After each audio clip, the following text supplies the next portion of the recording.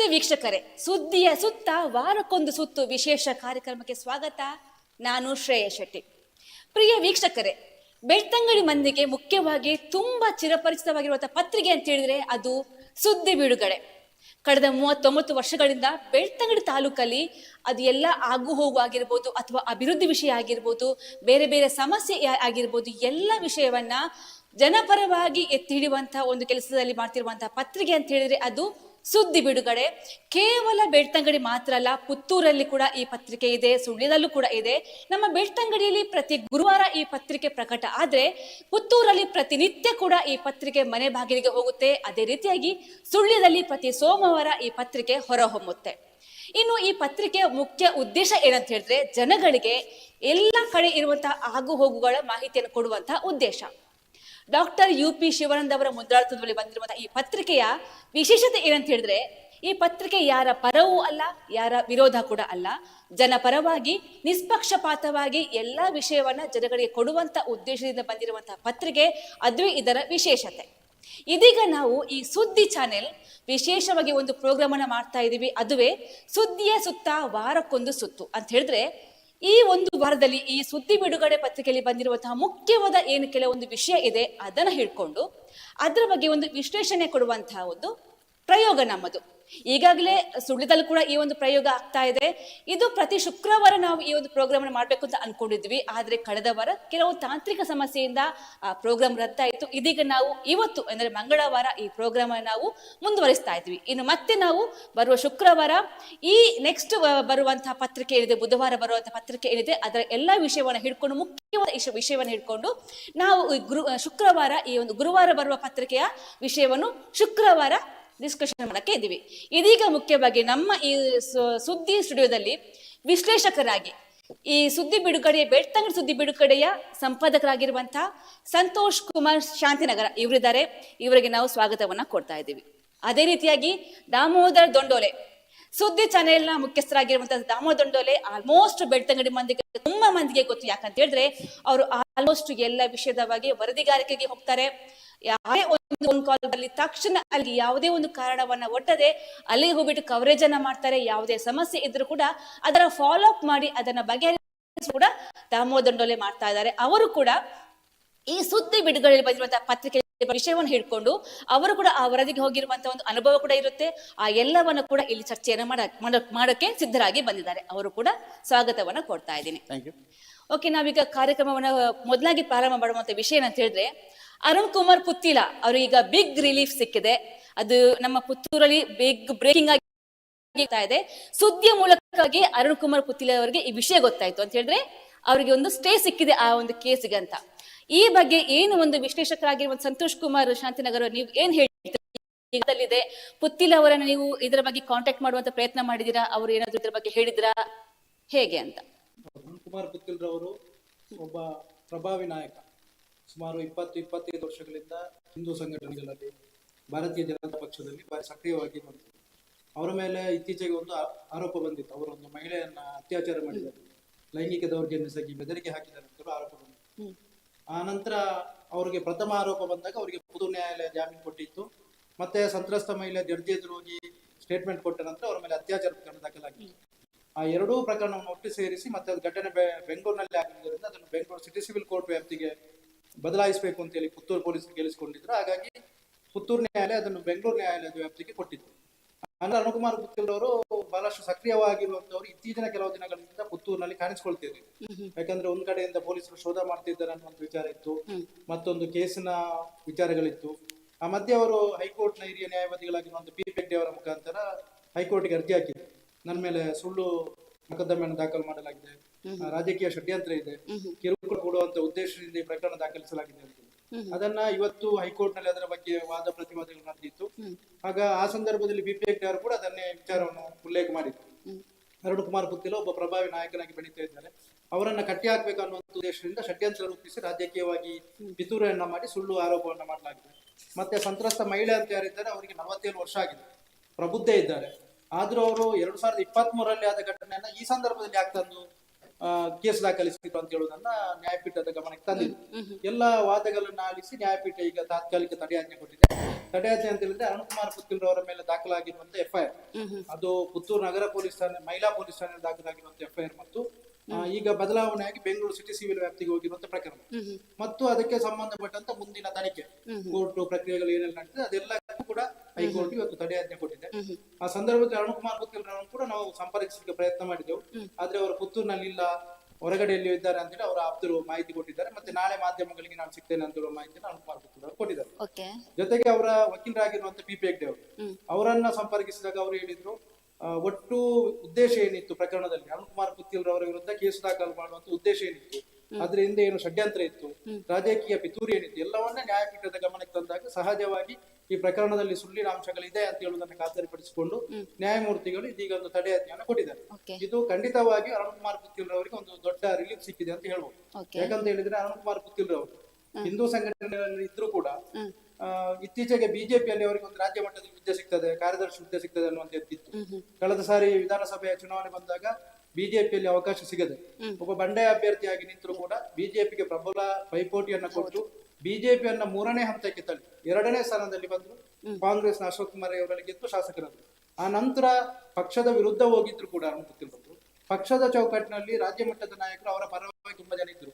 ಯಾಕಂದ್ರೆ ಒಬ್ಬ ಪ್ರಭಾವಿ ನಾಯಕನಾಗಿ ಬೆಳೀತಾ ಇದ್ದಾರೆ, 63,000ದಷ್ಟು ಓಟು ತಗೊಳ್ಳುವಂತ ಕೆಪಾಸಿಟಿ ಇದೆ ಅನ್ನುವಂತ ಕಾರಣಕ್ಕಿತ್ತು. ಆ ಎಲ್ಲ ಬೆಳವಣಿಗೆ ಏನಂದ್ರೆ ಈ ಅತ್ಯಾಚಾರದ ಆರೋಪಗಳು ಬಂದಾಗ ಅವರನ್ನು ಇಲ್ಲಿ ಒಂದು ಕುಗ್ಗಿಸುವಂತ ಪ್ರಯತ್ನ ಆಗ್ತಾ ಇದೆ ಅಂತ ಹೇಳುವಂತ ಚರ್ಚೆಗಳಿತ್ತು. ಈಗ ನೋಡಿದ್ರೆ ಹೈಕೋರ್ಟ್ ನ ಈ ಒಂದು ಆದೇಶ ಅವರಿಗೆ ಖಂಡಿತವಾಗಿ ಬಲ ಕೊಡ್ತದೆ ಅನ್ನುವಂಥದ್ದನ್ನ ಅವರ ಬೆಂಬಲಿಗರು ಹೇಳ್ತಾರೆ. ಮತ್ತೆ ಅದು ವಾಸ್ತವಾಂಶ ಕೂಡ ಸತ್ಯ. ಅವರ ನಡೆ ಏನಾಗಿರ್ಬೋದು ಮುಂದೆ ಅಂತ ಅಲ್ಲ, ಅವರು ಸುಳ್ಳು ಮೊಕದ್ದಮೆಯ ಮೇಲೆ ಕಾನೂನು ಹೋರಾಟ ಮಾಡ್ತಾರೆ ಅಂತ ಮೊನ್ನೆ ಹೇಳಿದರು. ಈ ಘಟನೆಯಲ್ಲಿ ನೀವು ನೋಡಿದ್ರೆ ಪ್ರಥಮ ಬಾರಿಗೆ ಅರುಣಕುಮಾರ್ ಪುತ್ತಿಲ ಮತ್ತು ಆ ಸಂತ್ರಸ್ತೆ ಮಹಿಳೆ ಮಾತಾಡ್ತಿರುವಂತ ಒಂದು ಆಡಿಯೋ ವೈರಲ್ ಆಗಿದೆ.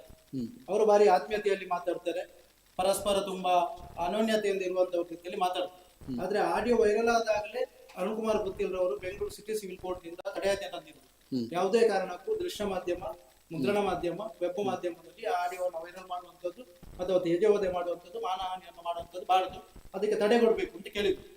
ಆ ಘಟನೆಗೆ ಸಿಟಿ ಸಿವಿಲ್ ಕೋರ್ಟ್ ತಡೆಯಾಜ್ಞೆ ಕೊಟ್ಟ ನಂತರ ಕೆಲವು ದಿನಗಳ ನಂತರ ಮಹಿಳೆ ಬಂದರು, ನನ್ನ ಮೇಲೆ ಲೈಂಗಿಕ ದೌರ್ಜನ್ಯ ಆಗಿದೆ, ನನ್ನನ್ನು ಬೆದರಿಸ್ತಾ ಇದ್ದಾರೆ, ನಾನು ಹೇಳಿದಾಗ ಕೇಳದಿದ್ರೆ ನಾನು ಆತ್ಮಹತ್ಯೆ ಮಾಡಿಕೊಳ್ತೇನೆ ಅಂತ ಹೇಳ್ತಾ ಇದ್ದಾರೆ ಅಂತ ಹೇಳುವಂತ ರೀತಿಯಲ್ಲಿ ಹೇಳಿದ್ರು. ಜೊತೆಗೆ ನಾವು ಖಾಸಗಿ ಕ್ಷಣಗಳನ್ನು ಹೇಳಿದ್ದೇವೆ, ಅದೆಲ್ಲ ವಿಡಿಯೋ, ಆಡಿಯೋ, ಸೆಲ್ಫಿಯನ್ನು ಇಟ್ಟುಕೊಂಡಿದ್ದಾರೆ, ಅದನ್ನು ತೋರಿಸಿ ನನ್ನನ್ನು ಬ್ಲಾಕ್ ಮೇಲ್ ಮಾಡ್ತಿದ್ದಾರೆ ಅಂತ ಆರೋಪ ಇತ್ತು. ಆ ಆರೋಪ ಮಹಿಳಾ ಠಾಣೆಯಲ್ಲಿ ದಾಖಲಾದಾಗ ಅವರು ಪುತ್ತೂರು ನ್ಯಾಯಾಲಯಕ್ಕೆ ಹಾಜರಾದ್ರು. ಅದೇ ಕ್ಷಣದಲ್ಲಿ ಪುತ್ತೂರು ನ್ಯಾಯಾಲಯ ಜಾಮೀನು ಕೊಟ್ಟಿದ್ರು. ಆ ನಂತರದ ಬೆಳವಣಿಗೆಯಲ್ಲಿ ಏನಾಯ್ತು, ಸಂತ್ರಸ್ತೆ ನ್ಯಾಯಾಧೀಶರ ಎದುರು ಹೋಗಿ ಹೇಳಿಕೆ ಕೊಡುವಂತ ಒಂದು ಪ್ರಕ್ರಿಯೆಗಳು ಇರ್ತದೆ. ಆ ಸಂದರ್ಭದಲ್ಲಿ ಹೇಳಿಕೆ ಕೊಟ್ಟಾಗ ಮಹಿಳೆ ನನ್ನ ಮೇಲೆ ಅತ್ಯಾಚಾರ ಮಾಡಿದ್ದಾರೆ, ಆ ಅತ್ಯಾಚಾರ ಪ್ರಕರಣವನ್ನು ಪೊಲೀಸರು ದಾಖಲಿಸಿಕೊಂಡಿಲ್ಲ ಅಂತ ಹೇಳಿ ಜಡ್ಜರ ಎದುರು ಹೇಳಿದ ನಂತರ ಅರುಣಕುಮಾರ್ ಅವರ ಮೊದಲನೇ ಪ್ರಕರಣಕ್ಕೆ ಹೆಚ್ಚುವರಿಯಾಗಿ ಅತ್ಯಾಚಾರ ಪ್ರಕರಣವನ್ನು ಸೇರಿಸಿದ್ರು ಪೊಲೀಸರು. ಆ ಸಂದರ್ಭದಲ್ಲಿ ಕೂಡ ಅರುಣಕುಮಾರ್ ಪುತ್ತಿಲ ಹೇಳಿದ್ರು, ನನಗೆ ಉದ್ದೇಶಪೂರ್ವಕವಾಗಿ ತೊಂದರೆ ಕೊಡ್ತಾ ಇದ್ದಾರೆ, ಇದರಿಂದ ರಾಜಕೀಯ ಷಡ್ಯಂತ್ರ ಇದೆ, ಇಂಥ ಘಟನೆ ನಡೆದಿಲ್ಲ, ನಾನು ಕಾನೂನು ಹೋರಾಟ ಮಾಡ್ತೇನೆ ಅಂತ ಹೇಳಿರುವಂತದ್ದು. ಅದನ್ನು ಅವರು ಪ್ರಥಮ ಹಂತದಲ್ಲಿ ಮಾಡಿದ್ರು. ಒಂದು ವೈರಲ್ ಆದಾಗ ಸ್ಟೇ ತಂದ್ರು, ಎರಡನೇದಾಗಿ ಎಫ್ಐಆರ್ ಆದಾಗ ಪೊಲೀಸರು ತನಿಖೆ ಪ್ರಾರಂಭಿಸುವಾಗ ಹೈಕೋರ್ಟ್ಗೆ ಹೋದ ಆ ಪ್ರಕರಣಕ್ಕೆ ಈಗ ತಡೆಯಾಜ್ಞೆ ತಂದಿದ್ದಾರೆ. ನಾನು ಕಾನೂನು ಹೋರಾಟ ಮಾಡ್ತೇನೆ ಅಂತ ಹೇಳಿರುವಂತದ್ದು ಅರುಣಕುಮಾರ್ ಪುತ್ತೂರ್ ಅವರು ಮಾಡಿದ್ದಾರೆ. ಇನ್ನು ಮುಂದಿನ ಬೆಳವಣಿಗೆ ಏನಿದೆ ಅಂತ ಹೇಳುವುದನ್ನ ಕೋರ್ಟಿನ ಮುಂದಿನ ನಡೆ ನಂತರ ಅದು ಮುಂದುವರೆದು ಸಂತ್ರಸ್ತೆ ಮುಂದಿನಾದ್ರೂ ಬೇರೆ ಸ್ಟೆಪ್ ತಗೊಳ್ಳುವಂತ ಚಾನ್ಸ್ ಇರುತ್ತೆ ಇದ್ರಲ್ಲಿ. ಈ ಹಂತದಲ್ಲಿ ಕಷ್ಟ, ಯಾಕಂತ ಹೇಳಿದ್ರೆ ಅವ್ರದ್ದು ಎಫ್ಐಆರ್ ಅವರು ದಾಖಲಿಸಿ ಆಗಿದೆ, ಅವರೇ ಕೈ ಬರಹದಲ್ಲಿ ಕೊಟ್ಟಿರ್ತಾರೆ, ಮತ್ತೆ ಜಡ್ಜರ ಎದುರು ಹೋಗಿ ಅವರೇ ಖುದ್ದು ಹಾಜರಾಗಿ ಹೇಳಿಕೆ ಕೊಟ್ಟಿರ್ತಾರೆ, ಅದೆಲ್ಲವೂ ದಾಖಲಾಗಿರ್ತದೆ. ಇನ್ನು ಆ ಹೇಳಿಕೆಯನ್ನ ಬದಲಾವಣೆ ಮಾಡುವಂತದ್ದು ಕಷ್ಟ. ಏನಿದ್ರು ಇನ್ನು ಹೈಕೋರ್ಟ್ ನಡೆಯುತ್ತೆ, ಈಗ ತಾತ್ಕಾಲಿಕ ತಡೆಯಾಜ್ಞೆ ಕೊಟ್ಟಿರ್ತಾರೆ, ಅದು ಮುಂದಿನ ವಿಚಾರಣೆ ನಡೀತದೆ. ಆ ಸಂದರ್ಭದಲ್ಲಿ ಅವರಿಗೆ ಹೇಳಿಕೊಡ್ಲಿಕ್ಕೆ ಅಥವಾ ಇನ್ನೊಂದು ನ್ಯಾಯಪೀಠಕ್ಕೆ ಹೋಗ್ಲಿಕ್ಕೆ ಅವಕಾಶ ಇದೆ. ನಮ್ಮ ಕಾನೂನು ವ್ಯವಸ್ಥೆಯಲ್ಲಿ ಒಂದು ಈಗ ಹೈಕೋರ್ಟ್ ಹೇಳಿದ್ರೆ ಅದೇ ಅಂತಿಮ ಅಲ್ಲ, ಇನ್ನೊಂದು ವಿಭಾಗೀಯ ಪೀಠ ಇರ್ತದೆ ಅಥವಾ ಸುಪ್ರೀಂ ಕೋರ್ಟ್ ಹೋಗ್ಬೋದು, ಬೇರೆ ಬೇರೆ ಹಂತಗಳಿದೆ. ಅದೇ ಈ ಹಂತದಲ್ಲಿ ಇರುವಂತದ್ದು ಏನು ಅಂತ ಹೇಳಿದ್ರೆ ಅದಕ್ಕೆ ತಡೆ ಸಿಕ್ಕಿದೆ. ಪೊಲೀಸರಿಗೆ ಕೂಡ ಒಂದು ಹಂತದಲ್ಲಿ ಅದು ಈ ಪ್ರಕರಣ ಮುಗೀತದೆ ಅಂತ ಆಗ್ತದೆ. ಇಲ್ಲಾಂದ್ರೆ ಅವ್ರ ತನಿಖೆಯನ್ನು ಮುಕ್ತಾಯ ಮಾಡಿ ಎಲ್ಲಿ ಘಟನೆ ನಡೆದಿದೆ, ಬೆಂಗಳೂರಿನ ಹೋಟೆಲ್ ಹೇಳ್ತಿದ್ದಾರೆ, ಅಲ್ಲಿಗೆ ಹೋಗಿ ಮಹಾಜರ್ ಪ್ರಕ್ರಿಯೆ ಮಾಡಿದ್ದಾರೆ, ಅಲ್ಲಿ ಕೆಲವು ಸೀಸ್ ಮಾಡುವಂತ ಪ್ರಕ್ರಿಯೆಗಳು ನಡೀತದೆ, ಅದೆಲ್ಲವನ್ನ ಪೊಲೀಸರು ಮಾಡ್ಬೇಕು. ಜೊತೆಗೆ 60 ದಿನದಲ್ಲಿ ಚಾರ್ಜ್ ಶೀಟ್ ಅಥವಾ ಬೇರೆ ಕೋರ್ಟ್ ಮಾಡುವಂತ ಪ್ರಕ್ರಿಯೆಯನ್ನು ಪೊಲೀಸರು ಮಾಡ್ಬೇಕು. ಆದ್ರೆ ಈಗ ಹೈಕೋರ್ಟ್ ತನಿಖೆಗೆ ತಡೆಯಾಜ್ಞೆ ಕೊಟ್ಟಿದ್ರು. ಅಂತ ಆ ಪ್ರಕ್ರಿಯೆಯನ್ನ ಪೊಲೀಸ್ ಕೂಡ ಅಲ್ಲಿಗೆ ಸ್ಥಗಿತ ಮಾಡ್ತಾರೆ. ಓಕೆ ಓಕೆ ಓಕೆ ವೀಕ್ಷಕರೇ, ಇದ್ರ ಬಗ್ಗೆ ನಿಮಗೆ ಸಂಪೂರ್ಣ ಮಾಹಿತಿ ಸಿಕ್ಕಿರ್ಬೋದು ಅಂತ ಅನ್ಕೋತೀವಿ. ಈಗ ನಾವು ನೆಕ್ಸ್ಟ್ ವಿಷಯ ಅಂತ ಹೇಳಿದ್ರೆ, ಈ DP ಜೈನ್ ಕಂಪನಿಯವರು ಏನಿದೆ, ಈಗ ನಮ್ಮ ಪುಂಜಾಲ್ ಕಟ್ಟೆ ಟು ಚಾರ್ಮಾಡಿಯ ಒಂದು ರಸ್ತೆ ಅಗಲೀಕರಣ ಒಂದು ವಿಷಯದಲ್ಲಿ, ಕಾಮಗಾರಿ ವಿಷಯದಲ್ಲಿ ಅವ್ರಿಗೊಂದು ಟೆಂಡರ್ ಕೊಡಲಾಗಿತ್ತು. ಆದರೆ ಅವರು ಅನೇಕ ಬಿಲ್ಲನ್ನ ಪೆಂಡಿಗಿಟ್ಟ ಕಾರಣಕ್ಕೋಸ್ಕರ ಈ ರಾಜ್ಯ ಕ್ರಷರ್ ಮಾಲೀಕರ ಸಂಘದವರೆಲ್ಲರೂ ಕೂಡ ಒಂದು ಪ್ರೊಟೆಸ್ಟ್ ಅನ್ನು ಮಾಡಿದ್ರು. ಎಲ್ಲಿ ಅಂತ ಹೇಳಿದ್ರೆ ಮಹಾರಾಷ್ಟ್ರದ ನಾಗ್ಪುರಕ್ಕೇನೆ ಹೋಗಿ ಅಲ್ಲೇ ಒಂದು ಪ್ರತಿಭಟನೆ ಕೂಡ ಮಾಡಿದ್ರು. ಈ ಬಗ್ಗೆ ಮಾಹಿತಿ ಕೊಟ್ಟೋಕೆ ನಮ್ಮ ಜೊತೆ ಇದ್ದಾರೆ ದಾಮೋದರ್ ದೊಡ್ಡೋಲೆ. ಅವರು ಈ ಬಗ್ಗೆ ಅನೇಕ ವರದಿಯನ್ನ ಮಾಡಿದ್ದಾರೆ, ಅನೇಕ ಫಾಲೋ ಅಪ್ ಅನ್ನ ಮಾಡಿದ್ದಾರೆ. ಅವ್ರ ಬಗ್ಗೆ ಮಾತಾಡೋಣ. ದಾಮು, ಎಸ್, ನಾಗ್ಪುರದಲ್ಲಿ DP ಜೈನ್ ಕಂಪನಿ ಇದೆ, ಅಲ್ಲಿಗೆ ಹೋಗಿ ಅವರೊಂದು ಪ್ರತಿಭಟನೆ ಮಾಡುವಂಥದ್ದು. ಬಹಳ ಮುಖ್ಯವಾಗಿ ಏನು ಅಂತಂದ್ರೆ, ಸುಮಾರು 12 ಕೋಟಿಗಿಂತ ಅಧಿಕ ಮೊತ್ತವನ್ನ ಈ ಕ್ರಷರ್ ಒಂದು ಸೌಲಭ್ಯವನ್ನು ಒದಗಿಸಿದಂಥವರು, ಅಥವಾ ಪೆಟ್ರೋಲ್ ಹಾಕಿಸಿದವರು, ಅಥವಾ ಈವನ್ ನಿಮಗೆ ದಿನಸಿ ಕೊಟ್ಟವರು, ತರಕಾರಿ ಕೊಟ್ಟವರು, ಎಲ್ಲರಿಗೂ ಕೂಡ ಒಂದೊಂದು ಮೊತ್ತದ ರೂಪದಲ್ಲಿ ಬಹಳಷ್ಟು ದೊಡ್ಡ ಮಟ್ಟಿನಲ್ಲಿ ಅವರಿಗೆ ಹಣ ಬಾಕಿ ಇತ್ತು.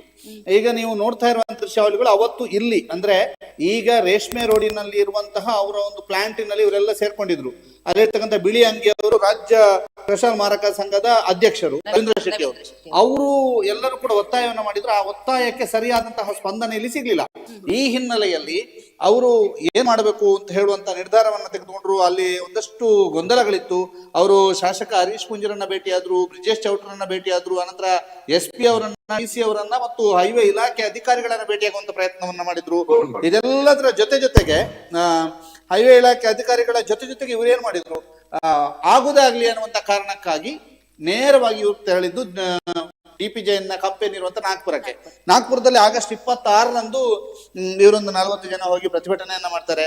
ಅಲ್ಲಿ ಪ್ರತಿಭಟನೆ ಮಾಡಿದ ನಂತರ ಅಲ್ಲಿಂದ ಒಂದು ಭರವಸೆ ಸಿಗುತ್ತೆ ಇವರಿಗೆ, ನೀವು ಹೋಗಿ, ನಿಮಗೆ ನಾವು ಚೆಕ್ ರೂಪದಲ್ಲಿ ಕೊಡ್ತೀವಿ ಅನ್ನುವಂಥದ್ದು. ಆದ್ರೆ ಇವ್ರು ಯಾರು ಕೂಡ ಚೆಕ್ ಅನ್ನ ಪಡ್ಕೊಂಡು ವಾಪಸ್ ಆಗೋದಿಲ್ಲ. ನಮಗೆ ನಂಬಿಕೆ ಇಲ್ಲ, ನೀವೀಗ ಚೆಕ್ ಕೊಡ್ತೀರಿ, ನಾವು ಊರಿಗೆ federation of Karnataka quarry and crusher owners association ರಾಜ್ಯಾಧ್ಯಕ್ಷನಾಗಿ ಈಗ ನಮ್ಮ ಮಡಂತ್ಯಾರು ಚಾರ್ಮಾಡಿ ಹೊರಗಿನ ಒಂದು ನ್ಯಾಷನಲ್ ಹೈವೇ ಕಾಮಗಾರಿಯ ಒಂದು ನಮ್ಮ ನಿರಾಶ್ರಿತರ ತಂಡದ ಅಧ್ಯಕ್ಷನಾಗಿ ಈಗ ನಾವು ನಾಗ್ಪುರಕ್ಕೆ ಬಂದಿದ್ವಿ. ನಮ್ದೊಂದು 122 ಜನರ ಒಂದು 11.5-12 ಕೋಟಿ ತನಕ ದುಡ್ಡು ಬರ್ಲಿಕ್ಕಿತ್ತು. ಅದರೊಟ್ಟಿಗೆ ನಮ್ಮ ಒಂದು ಕರ್ನಾಟಕದ ನಮ್ಮ ಮತ್ತು ಮಲೆನಾಡು ಏರಿಯಾದ ಒಂದು ಕಾಮಗಾರಿಗಳ ಬಗ್ಗೆ ಬೆಳಕು ಚೆಲ್ಲಬೇಕಿತ್ತು. ಅದು ಮತ್ತೆ DP ಜೈನ್ ಕಂಪನಿಯಲ್ಲಿ ಏನೇನು ಅಸ್ತವ್ಯಸ್ತ ಆಗ್ತಾ ಇತ್ತು ಆ ಬಗ್ಗೆನೂ ಒಂದು ಅವರ ಗಮನಕ್ಕೆ ತರಬೇಕಿತ್ತು. ಆ ಎಲ್ಲ ವಿಚಾರವಾಗಿ ನಾವೆಲ್ಲರೂ ಸೇರಿ ಇಲ್ಲಿ ಬಂದಿದ್ವಿ. ನಮ್ಮ ದುಡ್ಡು ಸಿಗದೆ ನಾವು ವಾಪಸ್ ಹೋಗುದಿಲ್ಲ ಅನ್ನುವಂತ ವಿಚಾರದಲ್ಲಿ ನಾವು ಬಂದದ್ದು. ಇವತ್ತು ನಾವೊಂದು 1 ವಾರ ಆದ್ರೂ ಬೇಕಾಗ್ಬೋದು ಅಂತ ಎಣಿಸಿದ್ವಿ. ಆದ್ರೆ ಇವತ್ತೇ ಮಧ್ಯಾಹ್ನದಷ್ಟೊತ್ತಿಗೆ ಅದು ಸೆಟರೇಟ್ ಆಯ್ತು. ಇಲ್ಲಿಯ ಲೋಕಲ್ MLA ಅವರು, ನಮ್ಮ ಕರ್ನಾಟಕದ MLAಗಳ ಪರಿಚಯವನ್ನು ಮಾಡಿ, ಮತ್ತೆ ನಮ್ಮ ಊರಿನವರ ಹೋಟೆಲ್ನವರ ಇಲ್ಲಿ ಅವರ ಪರಿಚಯವನ್ನು ಮಾಡಿ, ಇಲ್ಲ ನಾನು ಜವಾಬ್ದಾರಿ ಅನ್ನುವಂತ ವಿಚಾರ ಅವ್ರ ಬಾರಿ ಇಲ್ಲಿ ಲೀಡಿಂಗ್ ಪರ್ಸನ್ ಅವರ ಒಂದು ಮಧ್ಯಸ್ಥಿಕೆಯಲ್ಲಿ ನಮ್ಮ ದುಡ್ಡಿನ ಬಗ್ಗೆ ವ್ಯವಸ್ಥೆ ಆಯ್ತು.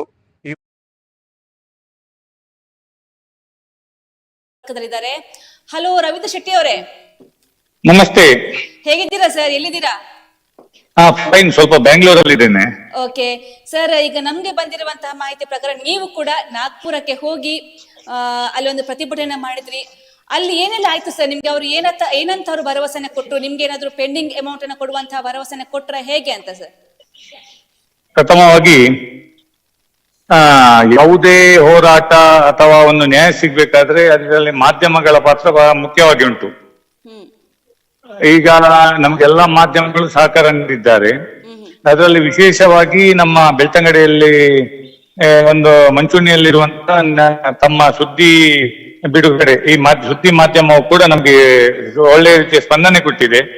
ಅದಕ್ಕೆ ಪ್ರಥಮವಾಗಿ ನಾನು ಕೃತಜ್ಞತೆಯನ್ನು ಸಲ್ಲಿಸ್ತೇನೆ. Thank you sir, thank you sir.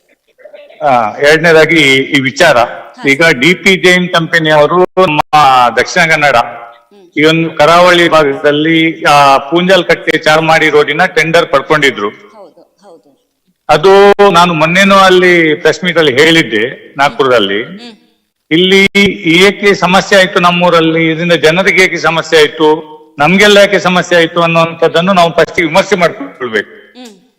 ಇಲ್ಲಿ ಭೌಗೋಳಿಕ ಹಿನ್ನೆಲೆಗೆ ಸರಿಯಾಗಿ ಈ ನ್ಯಾಷನಲ್ ಹೈವೇ ಕಾಮಗಾರಿಯನ್ನು ಮಾಡುವಾಗ ಇಡೀ ಇಂಡಿಯಾದಲ್ಲಿ ಭೌಗೋಳಿಕ ಹಿನ್ನೆಲೆಗಳು ಬೇರೆ ಬೇರೆ ಉಂಟು. ಹಾಗೆ ನಮ್ಮ ಕರಾವಳಿ ಭಾಗದ ಈ ಮಲೆನಾಡು ಪ್ರದೇಶದ ಭೌಗೋಳಿಕ ಹಿನ್ನೆಲೆಯು ಬೇರೆ. ಮಲೆನಾಡು ಏರಿಯದ್ದು ಬೇರೆನೆ, ಆ ಕಡೆ ಬಯಲು ಸೀಮೆಯದ್ದು ಬೇರೆನೆ. ಹೌದು ಹೌದು. ಇದ್ರಿಂದ ಈ ಬಗ್ಗೆ ಅನುಭವ ಇಲ್ಲದವರಿಗೆ ಟೆಂಡರ್ ಸಿಕ್ಕುವುದೇ ಈ ಎಲ್ಲ ಅವಾಂತರಗಳಿಗೆ ಕಾರಣ. Correct correct. ಇದರಿಂದಾಗಿ ಜನಸಾಮಾನ್ಯರಿಗೆ ಮೊದಲನೇದಾಗಿ ಭಾರಿ ಸಮಸ್ಯೆ ಆಯ್ತು. ನಾನು ಬ್ಯಾಂಗ್ಳೂರಿಗೆ ಎಲ್ಲ ಆಚೆ ಹೋಗುವಾಗ ಅಲ್ಲಿ ಬೆಳ್ತಂಗಡಿ ಸಮಸ್ಯೆ ನೋಡಿದ್ದೆ.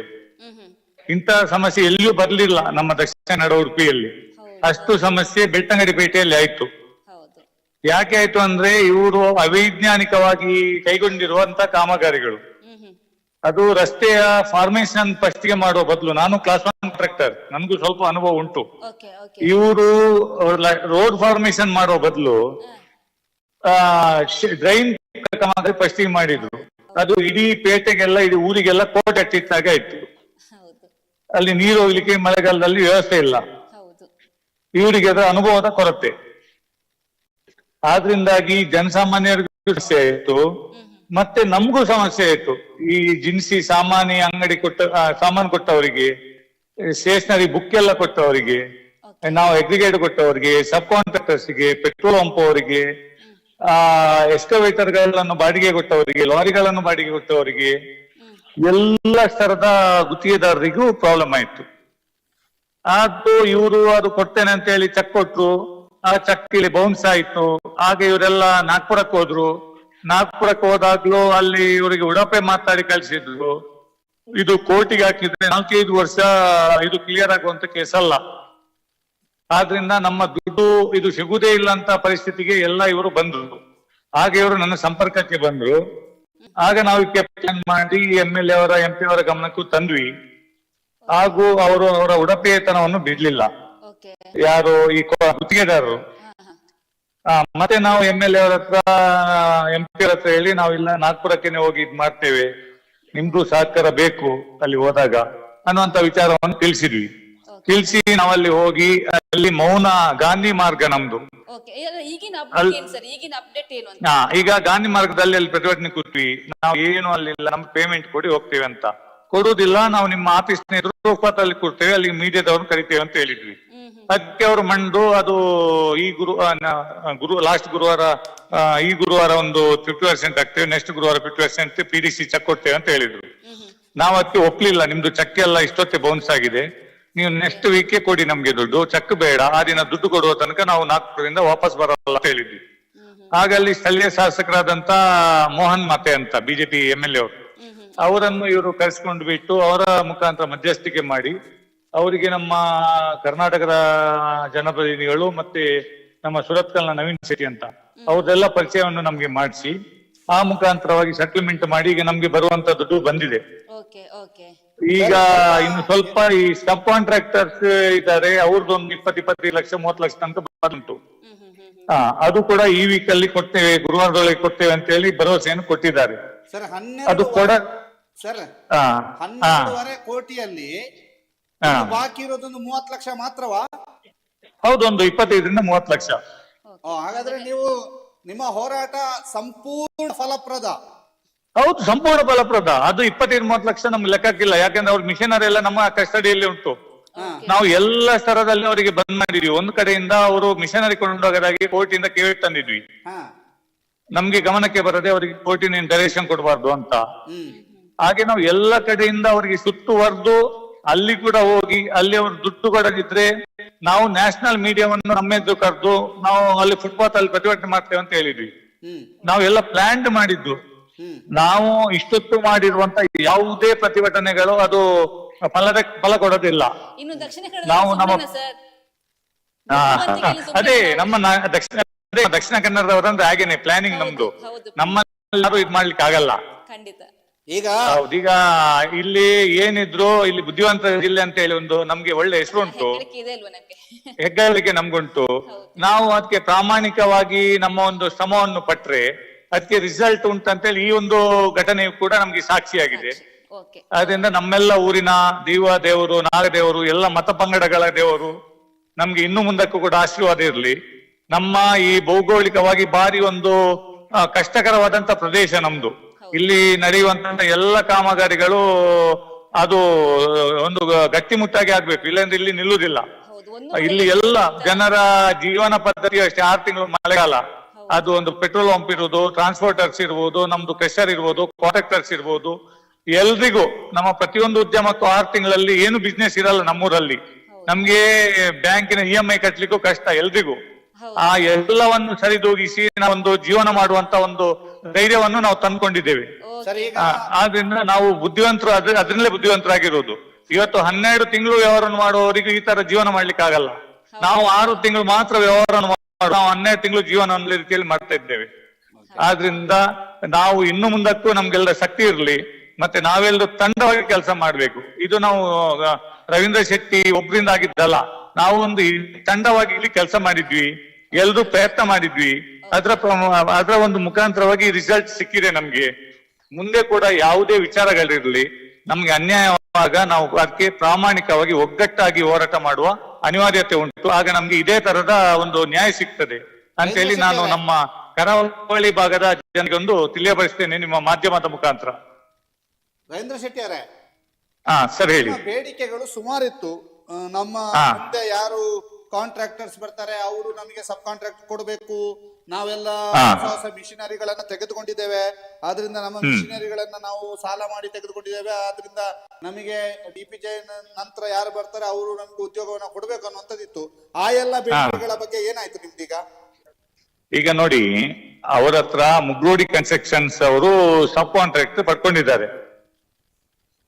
ಈಗ ಸಬ್ ಕಾಂಟ್ರಾಕ್ಟ್ ಪಡ್ಕೊಂಡಾಗ ಅವರಿಗೆ ಟ್ಯಾಂಕ್ ಬಾಂಡ್ ಅಲ್ಲಿ ಕೆಲಸ ಮುಗಿಸುವಂತದ್ದು, ಅದು ಕ್ವಾಲಿಟಿ ಕೆಲಸ ಆಗಿ ಟ್ಯಾಂಕ್ ಬಾಂಡ್ ಅಲ್ಲಿ ಮುಗಿಸ್ಬೇಕು. ಆ ದೃಷ್ಟಿಯಲ್ಲಿ ಅವರಿಗೂ ಈಗ ಇವರಿಗೆ ಒಂದು ಸ್ವಲ್ಪ ಚಾನ್ಸ್ ಕೊಡಿ ಅಂತ ಅವ್ರ ಹತ್ರ ನಾವು ಒಂದು ಹೇಳಿದ್ದೇವೆ. ಆದ್ರೆ ಜಾಸ್ತಿ ಒತ್ತಡ ಹಾಕ್ಲಿಕ್ಕೆ ಆಗಲ್ಲ. ಆದ್ರೂ ಅವರಿಗೆ ಒಂದು ಮನವೊಲಿಸಿ ಇವರಿಗೆ ಸ್ವಲ್ಪ ನ್ಯಾಯ ಕೊಡ್ಬೇಕು. ಯಾಕಂದ್ರೆ ಇವರು ಲಕ್ಷಗಟ್ಟಲೆ ಮಿಷಿನ್ ಎಲ್ಲ ಐಟಮ್ಸ್ ಅನ್ನೆಲ್ಲ ಪರ್ಚೇಸ್ ಮಾಡಿದ್ದಾರೆ ಈ ಕಾಮಗಾರಿ ಮಾಡ್ಲಿಕ್ಕೆ. ಆದ್ರಿಂದ ಅವರಿಗೆ ಸ್ವಲ್ಪ ಈಗ ಪ್ರಾಬ್ಲಮ್ ಆಗ್ತಾ ಉಂಟು, ಒಂದು 7-8 ಜನರಿಗೆ. ಅವರಿಗೆ ಈಗ ಮುಗ್ಗೋಡಿ ಕನ್ಸ್ಟ್ರಕ್ಷನ್ ಅಲ್ಲಿ ನ್ಯಾಯ ಕೊಡ್ಲಿಕ್ಕೆ ನಾವು ನೋಡ್ತಾ ಇದ್ದೇವೆ. ಬಟ್ ಅವ್ರದ್ದು ಒಪ್ಪದಿದ್ರು ನಾವು ಅವ್ರಿಗೆ ಒತ್ತಡ ಹಾಕ್ಲಿಕ್ಕೆ ಆಗಲ್ಲ. ಯಾಕಂದ್ರೆ ಅವ್ರದ್ದೇ ಒಂದು ಸೆಟಪ್ ಇರ್ತದೆ, ಅವರೇ ಅವರೊಂದು ಐಡಿಯಾ ಪ್ರಕಾರ ಅವರು ಕಾಮಗಾರಿ ವಹಿಸ್ಕೊಂಡಿರ್ತಾರೆ. ಆಗ ಅದು ರೇಟ್ ಅಲ್ಲಿ ಇರ್ಬೋದು ಅಥವಾ ಕ್ವಾಲಿಟಿಯಲ್ಲಿ ಮಾಡ್ಬೋದು. ಇವ್ರು ಬಿಡಿ, ಕ್ವಾಲಿಟಿಯಲ್ಲಿ ಮಾಡ್ಬೋದು, ರೇಟ್ ಅಲ್ಲಿ ಟ್ಯಾಲಿ ಆಗ್ಬೇಕು. ಆದ್ರಿಂದ ಅದನ್ನೆಲ್ಲ ನೋಡ್ಕೊಂಡು ಅವ್ರ ಮುಂದೆ ಯಾವತ್ತ ಮಾತುಕತೆ ಮಾಡಿ ಅದೊಂದು 7-8 ಜನರಿಗೂ ಕೂಡ ನ್ಯಾಯ ಒದಗಿಸೋದಕ್ಕೆ ನಾವು ಪ್ರಾಮಾಣಿಕ ಪ್ರಯತ್ನವನ್ನು ಮಾಡ್ತೇವೆ. ಈಗ ದಕ್ಷಿಣ ಕನ್ನಡ ಸಂಸದರು ಮತ್ತು ಬೆಳ್ತಂಗಡಿ ಶಾಸಕರು ನಿಮ್ಗೆ ಯಾವ ರೀತಿ ಸಹಕಾರ ಸ್ಪಂದನೆ ಕೊಟ್ಟಿದ್ದಾರೆ? ನೋಡಿ, ಅವರು ಫಸ್ಟ್ ನಮ್ಗೆ ಕೆಲಸ ಸ್ಟಾರ್ಟ್ ಆಗ್ಬೇಕು, ಜನರಿಗೆ ಪ್ರಾಬ್ಲಮ್ ಆಗಿದೆ, ಅದರಲ್ಲಿ ನಾವು ಕೆಲಸ ನಿಲ್ಲಿಸ್ಲಿಕ್ಕೆ ಆಗಲ್ಲ, ನಿಮ್ದು ಪೇಮೆಂಟ್ ಆಗ್ಲಿಲ್ಲ ಅಂತ ಹೇಳಿ ಅನ್ನುವಂತವನ್ನು ನಾವು ಫಸ್ಟಿಗೆ ಹೋದಾಗ್ಲೇ ಅವ್ರು ಹೇಳಿದ್ರು. ಆದ್ರೆ 2ನೇ ಹಂತವಾಗಿ ನಿಮ್ಗೆ ದುಡ್ಡನ್ನು ತೆಗಿಸ್ಕೊಡ್ತೇವೆ ಅನ್ನುವಂತ ವಿಚಾರವನ್ನು ಹೇಳಿದ್ರು. ಆದ್ರೆ ಈ DPJ ಕಂಪನಿ ಅವರು ನಮ್ಗೆ ನಮ್ಮ ಅಕೌಂಟ್ ಫೈನಲ್ ಮಾಡ್ಲಿಕ್ಕೇನೆ 10-15 ದಿನ ತೆಗೆದ್ರು. ಮೀನಮೇಷ ಮಾಡ್ಲಿಕ್ಕೆ ಸ್ಟಾರ್ಟ್ ಮಾಡಿದ್ರು. ಇವರಿಗೆ ಒತ್ತಡ ಹಾಕದಿದ್ರೆ ಇದು ನಮ್ಮ ಪೇಮೆಂಟ್ ಬರುದಿಲ್ಲ ಅಂತ ಹೇಳಿ ನಾವು ಮನಗಂಡು ಮತ್ತೆ ನಾವು ಶಾಸಕರು ಮತ್ತೆ MP ಅವರ ಗಮನಕ್ಕೆ ತಂದು ನಾವು ಡೈರೆಕ್ಟ್ ನಾಗ್ಪುರಕ್ಕೆ ಹೋದ್ವಿ. ಯಾಕಂದ್ರೆ ಡಿಲೇ ಆಗ್ತದೆ ಅಂತ. ನಮ್ಗೆ 3 ತಿಂಗಳು 4 ತಿಂಗಳು ಕಾಯುವ ಪರಿಸ್ಥಿತಿಯಲ್ಲಿ ನಾವಿಲ್ಲ. ಯಾಕಂತ ಹೇಳಿದ್ರೆ ನಾನು ಈಗಾಗ್ಲೇ ನಿಮ್ಗೆ ತಿಳಿಸಿದೆ, ನಮ್ಮಲ್ಲಿ 6 ತಿಂಗಳು ಕಾಮಗಾರಿ ಮಾಡ್ಲಿಕ್ಕೆ ಆದ್ರೆ 6 ತಿಂಗಳು ನಮ್ಗೇನು ಮಾಡ್ಲಿಕ್ಕೆ ಆಗಲ್ಲ. ಸೀಸನ್ ಅಲ್ಲಿ ಮಾಡಿದಂತ ದುಡ್ಡು ಬರ್ಲಿಲ್ಲ ಅಂದ್ರೆ ಮಳೆಗಾಲದ ಬ್ಯಾಂಕ್ EMI ಎಲ್ಲ ಕಟ್ಲಿಕ್ಕೆ ಆಗಲ್ಲ, ಮತ್ತೆ ಬ್ಲಾಕ್ ಲಿಸ್ಟ್ ಬರ್ತದೆ, ನಮ್ ಸಿಬಿಲ್ ಹಾಳಾಗ್ತದೆ. ಆದ್ರಿಂದ ನಮ್ಗೆ ಒಂದೊಂದು ದಿನವೂ ಈಗ ಅಷ್ಟು ಕಷ್ಟಕರವಾಗಿತ್ತು.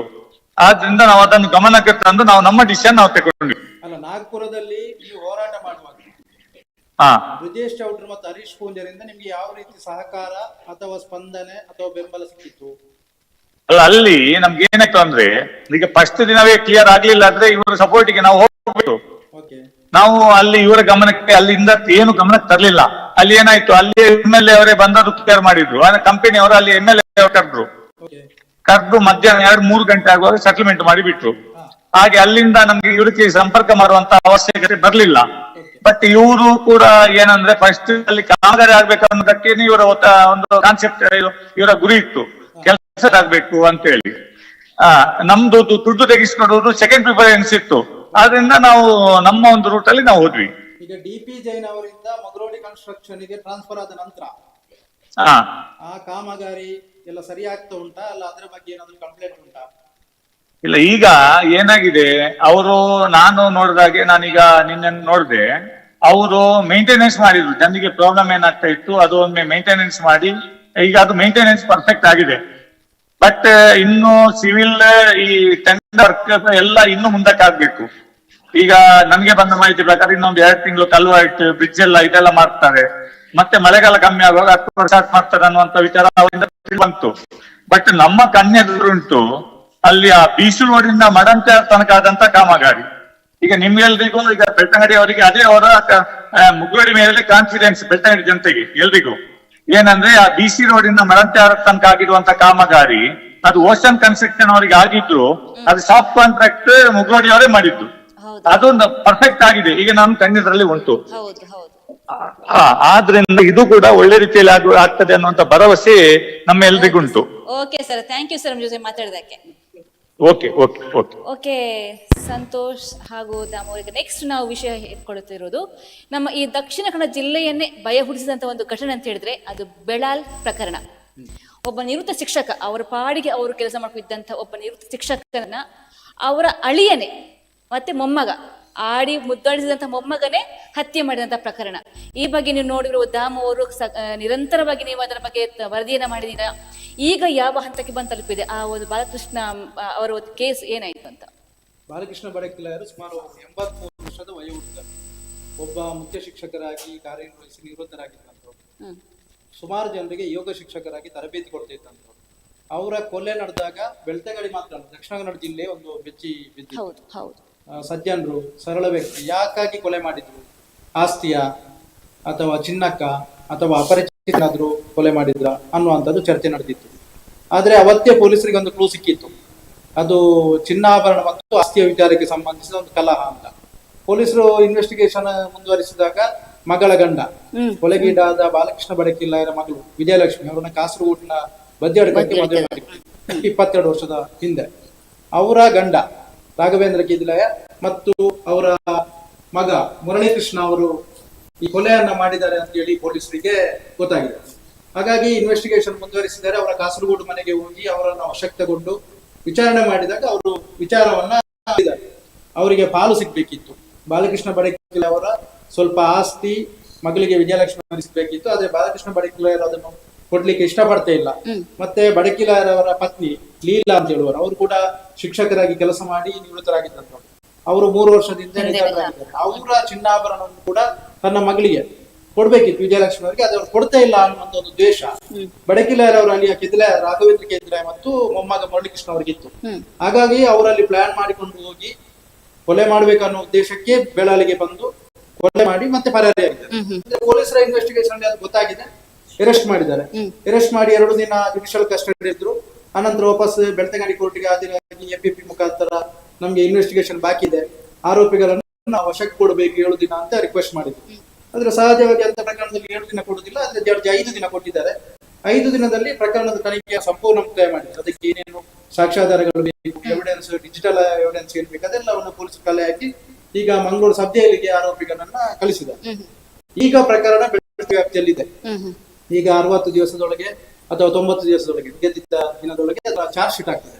ಚಾರ್ಜ್ ಶೀಟ್ ಆಗುವಂತ ಪ್ರಕ್ರಿಯೆ ಬೆಳ್ತಂಗಡಿ ಕೋರ್ಟ್ ನಲ್ಲಿ ನಡೀತದೆ. ಆ ನಂತರ ಆ ಪ್ರಕ್ರಿಯೆ ಮಂಗಳೂರು ಸೆಷನ್ಸ್ ಕೋರ್ಟ್ಗೆ ಟ್ರಾನ್ಸ್ಫರ್ ಆಗ್ತದೆ.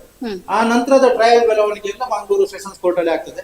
ಅಲ್ಲಿ 6 ನ್ಯಾಯಾಲಯ ಇದೆ, ಅದರಲ್ಲಿ ಯಾವ ನ್ಯಾಯಾಲಯಕ್ಕೆ ಹೋಗ್ತದೆ ಅನ್ನುವಂಥದ್ದನ್ನ ಮತ್ತೆ ಫಿಕ್ಸ್ ಆಗ್ತದೆ. ಅಂತೂ ಚಾರ್ಜ್ ಆದ ಕೂಡಲೇ ಅದರ ಟ್ರಯಲ್ ಸ್ಟಾರ್ಟ್ ಆಗ್ತದೆ. ಅದರ ಮಧ್ಯದಲ್ಲಿ ಅವರ ಬೇರೆ ಏನಾದ್ರು ಪ್ರಕರಣ ಇದೆಯಾ, ಮುರಳೀಕೃಷ್ಣ ಮೊಮ್ಮಗ 22 ವರ್ಷ ಪ್ರಾಯದವನಾಗಿದ್ರು, ಸ್ವಲ್ಪ ಕ್ರಿಮಿನಲ್ ಆಕ್ಟಿವಿಟೀಸ್ ಅಲ್ಲಿ ಇದ್ದಾನೆ ಅನ್ನುವಂಥದ್ದಿತ್ತು. ಅದನ್ನು ಕೂಡ ಪೊಲೀಸರು ಬಹಳಷ್ಟು ತನಿಖೆ ಮಾಡಿದ್ದಾರೆ. ಆದ್ರೆ ಯಾವುದೇ ಹಿಂದಿನ ಪ್ರಕರಣಗಳು ಸಿಗ್ಲಿಲ್ಲ. ಒಂದು ಪ್ರಕರಣ ಅಲ್ಲಿ FIR ಆಗಿದೆ, ಬೇಲ್ ಪಡ್ಕೊಂಡಿದ್ದಾನೆ, ಬದಿಯಡ್ಕ ಕಾಸರಗೋಡು ಕೋರ್ಟ್ ಅಲ್ಲಿ ಟ್ರಯಲ್ ಅಲ್ಲಿ ಇದೆ. ಆ ಪ್ರಕರಣ ಒಂದು ಬಿಟ್ರೆ ಬೇರೆ ಕೇಸ್ಗಳು ಅವ್ರಿಗೆ ಸಿಗ್ಲಿಲ್ಲ. ಆದ್ರೂ ಅವರು ಬದಿಯಡ್ಕ ಪೊಲೀಸ್ ಸ್ಟೇಷನ್ ಅಲ್ಲಿ ಅವನ ಹಿನ್ನೆಲೆ ಏನಿದೆ, ಅವನ ಕ್ಯಾರೆಕ್ಟರ್ ಸರ್ಟಿಫಿಕೇಟ್ ಅಂತ ಏನು ಅಂತದ್ದು ಏನಿದೆ ಅಂತ ಹೇಳುದನ್ನ ಡೀಟೇಲ್ಸ್ ಇಲ್ಲೇ ತನಿಖಾಧಿಕಾರಿ ನಾಗೇಶ್ ಕತ್ತಿ ಅವರು ಅಲ್ಲಿ ಪೊಲೀಸರಿಗೆ ಕೇಳಿದ್ದಾರೆ, ಅವರು ಕೊಡುವಂತ ಪ್ರಕ್ರಿಯೆಯಲ್ಲಿ ಇದ್ದಾರೆ. ಹಾಗಾಗಿ ಒಂದು ಹಂತಕ್ಕೆ ಬೆಚ್ಚಿ ಬಿದ್ದಿದ್ರು ಕೂಡ, ಆದ್ರೆ ಕೊಲೆ ಮಾಡಿದವರು ಯಾರು, ಹಂತಕರು ಯಾರು ಅಂತ ಗೊತ್ತಾದ ಕೂಡಲೇ ಆ ಪ್ರಕರಣ ಒಂದು ಹಂತಕ್ಕೆ ತಾರ್ಕಿಕವಾಗಿ ಮುಕ್ತಾಯ ಆಗ್ತದೆ. ಯಾಕಂತ ಹೇಳಿದ್ರೆ ಆರೋಪಿಗಳು ಸಿಗದೇ ಇರ್ತಿದ್ರೆ ಯಾವ ಕಾರಣಕ್ಕಾಗಿ ನಡೆಯಿತು, ಬೇರೆ ಬೇರೆ ಕಾರಣಗಳು ಇರ್ತದೆ. ಆದ್ರೆ ಈಗ ಹಾಗೆ ಇಲ್ಲ, ಕ್ಲಿಯರ್ ಕಟ್ ಆಗಿದೆ. ಆಸ್ತಿಯ ದ್ವೇಷ ಇತ್ತು, ಚಿನ್ನಾಭರಣದ ದ್ವೇಷ ಇತ್ತು, ಅದೇ ಉದ್ದೇಶದಿಂದ ಅವರು ಪೂರ್ವ ದ್ವೇಷ ಇಟ್ಕೊಂಡಿದ್ದು, ಆ ಕಾರಣಕ್ಕಾಗಿ ಬಂದು ಕೊಲೆ ಮಾಡಿದ್ದಾರೆ.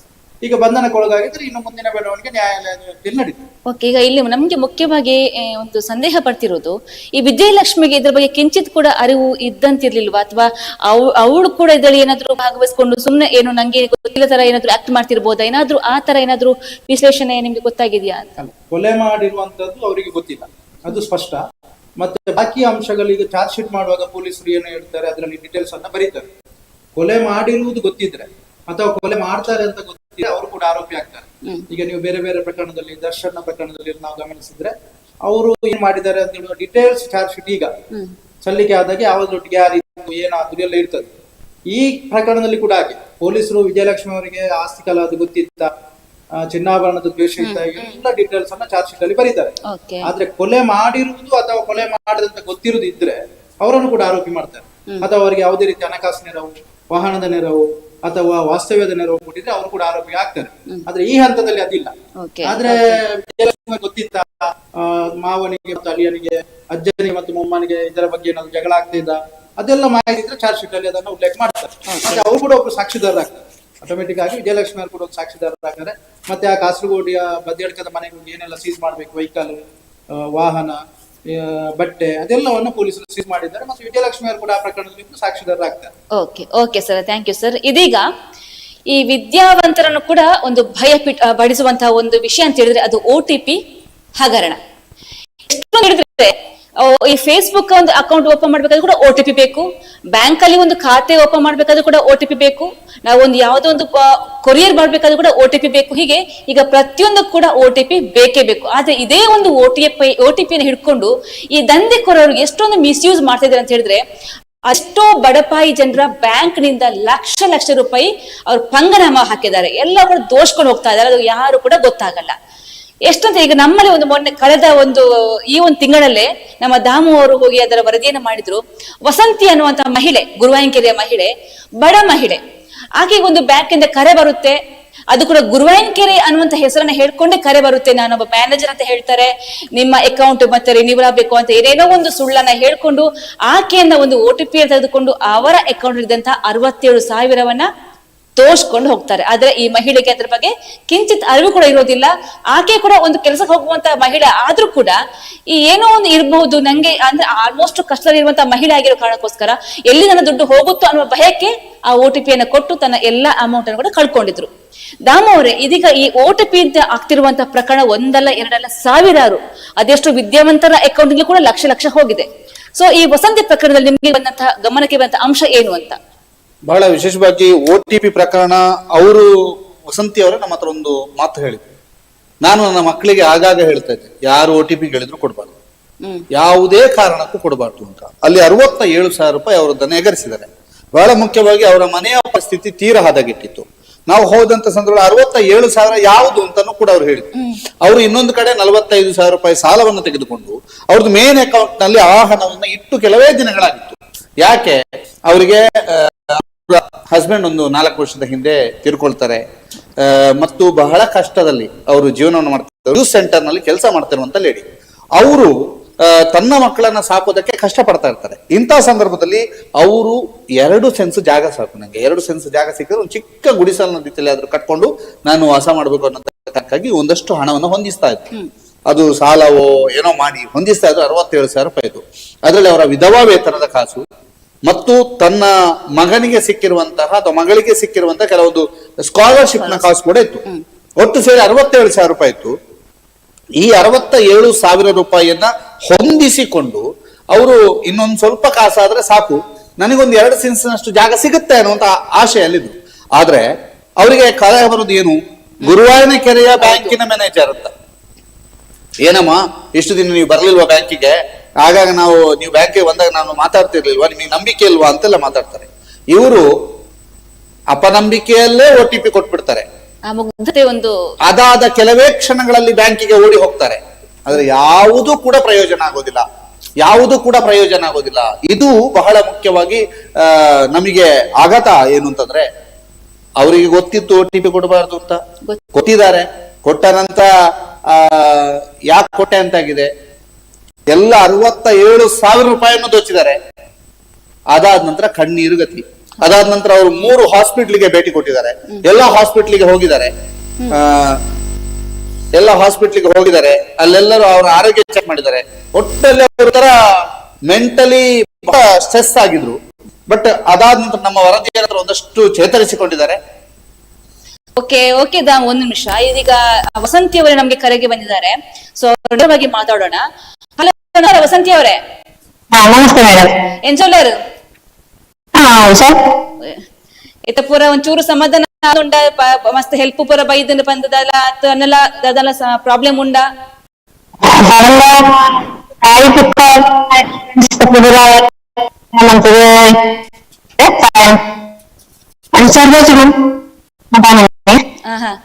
ಅವ ಮೇಡಮ್ ಇತ್ತ ಇದು OTP ವಿಷಯವಾದ್ರೆ ಗೊತ್ತಿತ್ತು ನತೆ, OTP ಕೊರ್ರ ಬಲ್ಲಿ ಪಂದಿರ ಗೊತ್ತಿತ್ತು ನತೆ. ಆಂಡಲ ಎಂಚ ಆ ಒಂಜಿ ಟೈಮ್ ಫ್ರಾಕ್ಷನ್ ಆಫ್ ಸೆಕೆಂಡ್ ಎಂಚ ಒಂಜಿ ಐಕೊಂಜಿ ಆರ್ನ ಪಾತ್ರ ಬೂರಿ ಒಂದು ವಾ ಒಂಜಿ ಕಾರಣಗೋಸ್ಕರ ವಾ ಒಂಜಿ ಪಾತ್ರ ಪಂಡೆ ಒಂಜಿ ಪನೊಲಿಯ ಮಧ್ಯಾಹ್ನ ಮೀಟಿಂಗ್ ಇರ್ತದೆ. ಹೌದು ಬರ್ತದೆ, ಅಕೌಂಟ್ ಬರ್ತಿದ್ದೆ ಮಧ್ಯಾಹ್ನ 20 ತಾರೀಕು ತಾನೆ 3 ಗಂಟೆ ತನಕ ಅಕೌಂಟ್ ಗೊತ್ತಿದೆ.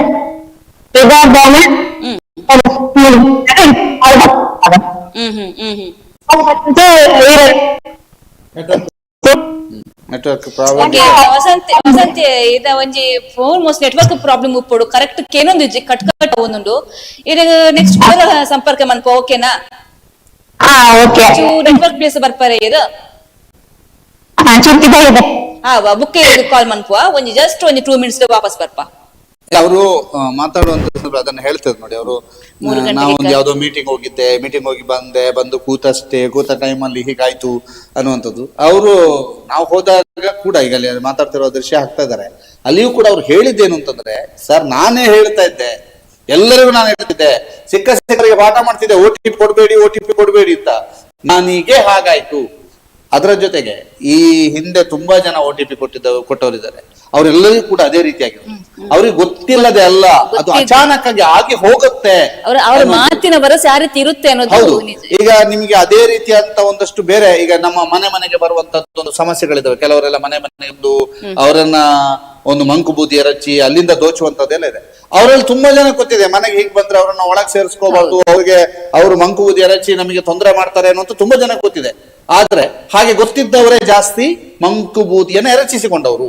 ಹಾಗಾಗಿದೆ ಇವ್ರದ್ದು ಸಕತೆ. ಮುಖ್ಯವಾಗಿ ಇಲ್ಲಿ ಏನಂತ ಹೇಳಿದ್ರೆ, ನಮ್ಮ ದಕ್ಷಿಣ ಕನ್ನಡ ಜಿಲ್ಲೆಯವರದ್ದು ಮುಖ್ಯವಾದ ಒಂದು ಕಾರಣ ಅಂತ ಹೇಳಿದ್ರೆ ಮುಗ್ಧತೆ. ಈಸಿಯಾಗಿ ನಂಬುದು, ಒಂದು ಪಾಪ ಕರುಣೆ ತೋರಿಸೋದು, ಇದೇ ಒಂದು ಮಿಸ್ಯೂಸ್ ಆಗ್ಬಿಟ್ಟು ಇವರು ಈ ಮೋಸದ ದಂಧೆಗೆ ಬೀಳ್ತಾರೆ ಅಂತ ಅನ್ಸಲ್ವಾ ನಿಮ್ಗೆ? ಖಂಡಿತ ಅನ್ಸುತ್ತೆ.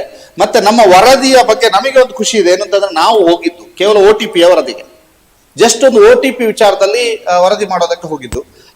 ನೋಡುವ, ಅವರು ಮತ್ತೆ ಸಂಪರ್ಕಕ್ಕೆ ಸಿಗುವಂತ ಸಾಧ್ಯತೆ ಇಲ್ಲ. ಅವ್ರದ್ದು ಸಂಪರ್ಕ ಅವರು ಎಲ್ಲೋ ನಾಟ್ ರೀಚಬಲ್ ಏರಿಯಾದಲ್ಲಿ ಇದ್ದಾರೆ ಅಂತ ಅನ್ಸುತ್ತೆ. ಒಂದು ನಾವು OTP ವರದಿಗೆ ಅಂತ ಹೋದ್ವಿ, ಅವರ ಸಮಸ್ಯೆಯನ್ನ ನೋಡಿದ್ವಿ, ಅವರ ಮನೆಯ ಪರಿಸ್ಥಿತಿಯನ್ನ ನೋಡಿದ್ವಿ, ಹಾಗೆ ವರದಿ ಮಾಡಿದ್ವಿ. ಮನೆಯಲ್ಲಿ ಇಂತಿಂತ ಪರಿಸ್ಥಿತಿ ಇದೆ, 67,000 ಹೋಗಿದೆ, ನೀವು ಯಾರಾದ್ರೂ ನೆರವಾಗ್ಬೋದಾ ಅನ್ನುವಂಥದ್ದನ್ನ ನಾವು ಕೇಳ್ಕೊಂಡ್ವಿ. ಅದಾದ ನಂತರ ನಮಗೆ ಬಹಳ ಖುಷಿ ಆಗತ್ತೆ.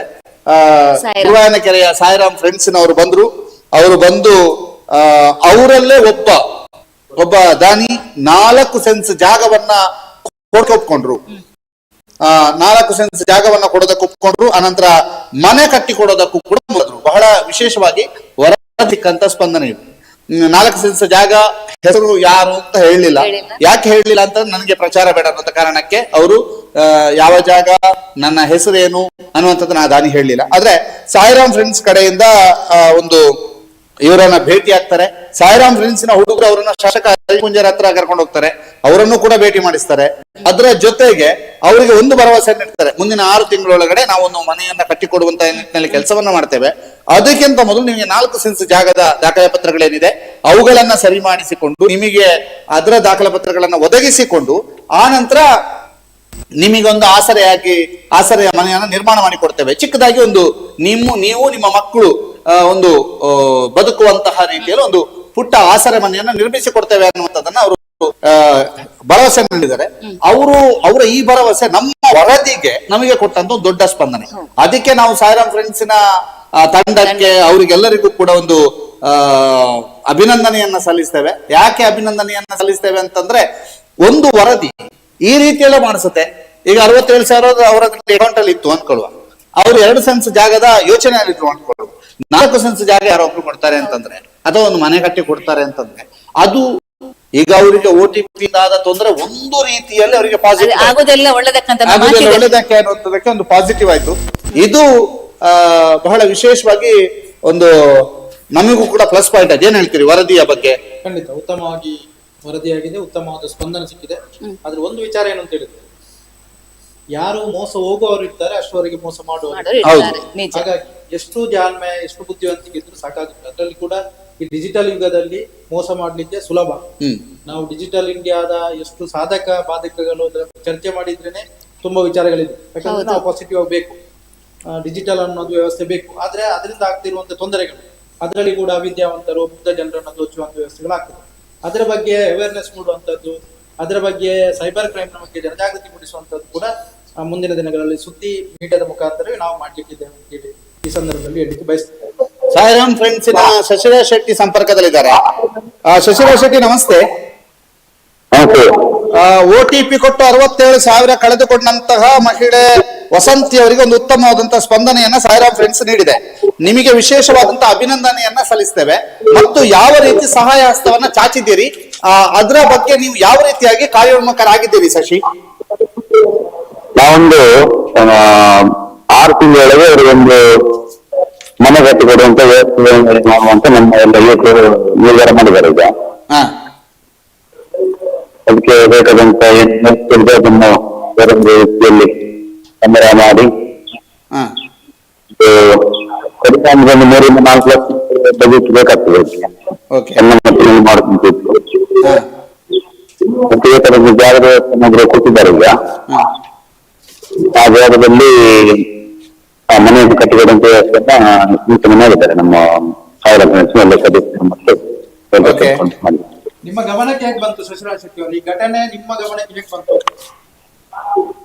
ಹಲೋ, ಈ ಘಟನೆ OTP ಪಡೆದು ಮಹಿಳೆಯನ್ನು ವಂಚಿಸಿದ್ದಾರೆ ಅಂತ ಹೇಳುವ ವಿಚಾರ ನಿಮ್ಗೆ ಹೇಗೆ ಗೊತ್ತಾಯ್ತು? ನಮ್ಗೆ ಗೊತ್ತಾಯ್ತು ಅಂತ ಹೇಳಿದ್ರಾ? ಹೌದು, ನಮ್ಗೆ ಆವತ್ತಿನ ದಿನ ಇಲ್ಲಿ ಗುರಂತಿರಲ್ಲಿ ಇದ್ದಲ್ಲ ನಾವು, ಅದೇ ನಮ್ಮ ಗುರಂತಿರಲ್ಲಿ 1-2 ಜನ ಮಾತಾಡ್ತಿದ್ರು. ಇಲ್ಲಿ ಗೊತ್ತಾಯ್ತು ಒಂದು ಹೊತ್ತಲ್ಲಿ. ಹಾಗೆ ಅವರು ಸಂಪರ್ಕ ಮಾಡಿದ್ರು, ನಮ್ಮ ಚೆನ್ನಕ್ಕೆ ನೋಡಿದ್ರು ಏನಾಗಿದೆ ಅಂತ ಹೇಳಿ. ಅವಾಗ ಗೊತ್ತಾಯ್ತು. ಮತ್ತೆ ಮದುವೆ ಸಭೆಲ್ಲ ಬಂತಲ್ಲ ಹಾಗೆ. ಓಕೆ, ನೀವು ಸಹಾಯ ಹಸ್ತ ಚಾಚಿದ್ದಕ್ಕೆ ಧನ್ಯವಾದ. ನಿಮ್ಮ ಮುಂದಿನ ಎಲ್ಲ ಆಕ್ಟಿವಿಟೀಸ್ ಬಗ್ಗೆಯೂ ಕೂಡ ನಾವು ಗಮನ ಅಂದ್ರೆ ನಿಮಗೆ ಒಂದು ಸಪೋರ್ಟಿವ್ ಆಗಿ ನಿಲ್ತೀವಿ. ಧನ್ಯವಾದ ಇಂತಹದೊಂದು ಸಹಾಯ ಹಸ್ತ ಚಾಚಿದ್ದಕ್ಕೆ ಮತ್ತು ಈಗ ನಮ್ಮ ಜೊತೆಗೆ ಮಾತನಾಡಿದಕ್ಕೆ ಶಶಿ. Thank you. ಓಕೆ, ಇನ್ನೊಂದು ಇದೇ OTP ವಿಷಯವಾಗಿ ಇನ್ನೊಂದು ಶಿಕ್ಷಕನಿಗೆ ಒಂದು ಫ್ರಾಡ್ ಕೂಡ ಆಗುತ್ತೆ. ಅವರು ಅರವಿಂದ್ ಚೊಕ್ಕಾಡಿ ಅವರು ನಮ್ಮ ಮೊರಾರ್ಜಿ ದೇಸಾಯಿ ಸ್ಕೂಲ್ನವರು ಶಿಕ್ಷಕರಾಗಿದ್ರು. ಅವರಿಗೆ ಒಂದು ವಾಟ್ಸಪ್ ಅಲ್ಲಿ ಒಂದು ಸಂದೇಶ ಅಂದ್ರೆ ಫೇಸ್ಬುಕ್ ಮೂಲಕ ಒಂದು ಮೆಸೇಜ್ ಬರುತ್ತೆ ಅಂತ ಅವ್ರಿಗೆ. ಏನಂತ ಹೇಳಿದ್ರೆ, ನಿಮ್ಗೆ ಒಂದು ಗ್ರೂಪ್ಗೆ ನಾವು ಆ್ಯಡ್ ಮಾಡ್ತೀವಿ, ಅದು ಕನ್ನಡ ಬರ ಗ್ರೂಪು, ಆ ಗ್ರೂಪ್ಗೆ ಒಂದು ಆ್ಯಡ್ ಮಾಡ್ತೀವಿ, ಅದಕ್ಕೋಸ್ಕರ ಒಂದು OTP ಬರುತ್ತೆ, ಆ OTP-ಯನ್ನು ಹೇಳಿ ಅನ್ನುವಂಥ ಒಂದು ಮೆಸೇಜ್ ಬರುತ್ತೆ. ಸೊ ಈ ಬಗ್ಗೆ ನಿಮ್ಗೆ ಇರುವಂತಹ ಅಪ್ಡೇಟ್ ಏನು ದಾಮು? ಎಂತ ಇದು ಭಾರಿ ವಿಶೇಷ ಏನು ಅಂತಂದ್ರೆ, ಈಗ ಅವರು ಕನ್ನಡವರ ಸಂಘಟನೆಯಲ್ಲಿ ಇದ್ದಾರೆ ಅನ್ನುವಂಥದ್ದನ್ನು ತಿಳ್ಕೊಂಡಿದ್ದಾರೆ. ಅವರು ಕನ್ನಡವರ ಸಂಘಟನೆಯವರು ಅನ್ನುವಂಥ ತಿಳ್ಕೊಂಡಿದ್ದಾರೆ. ಅವರು ಇನ್ನೊಬ್ಬರನ್ನ ಹ್ಯಾಕ್ ಮಾಡಿ, ಈಗ ಎಕ್ಸಾಂಪಲ್ ಸಂತೋಷ್ ಅವರ ಫೇಸ್ಬುಕ್ ಅನ್ನ ಹ್ಯಾಕ್ ಮಾಡಿ ಸಂತೋಷ್ ಅವರ ಫೇಸ್ಬುಕ್ ಇಂದ ನನಗೆ ಮೆಸೇಜ್ ಮಾಡೋದು. ಅವ್ರು ಏನ್ ಮಾಡ್ತಾರೆ, ನಾಳೆ ಸುದ್ದಿಯ ಈ ವರದಿಯನ್ನ ಮಾಡಿಕೊಡಿ, ನೀವು ಅದಕ್ಕಿಂತ ಮೊದಲು ಇಂಥದ್ದೊಂದು OTP ಬರ್ತದೆ, ಆ OTP ನಂಗೊಮ್ಮೆ ಕೊಡಿ ಅಂತ ಇವ್ರು ನನ್ನ ಹತ್ರ ಕೇಳಿದಂಗೆ ನಾನು ಸಂತೋಷ ಅಲ್ವಾ ಅಂತ ಹೇಳಿ ಕೊಟ್ಟಂಗೆ. ಈ ರೀತಿಯಾಗಿ ಅವರನ್ನೊಂದು ಮೋಸ ಜಾಲಕ್ಕೆ ಕೆಡವಿದ್ದಾರೆ.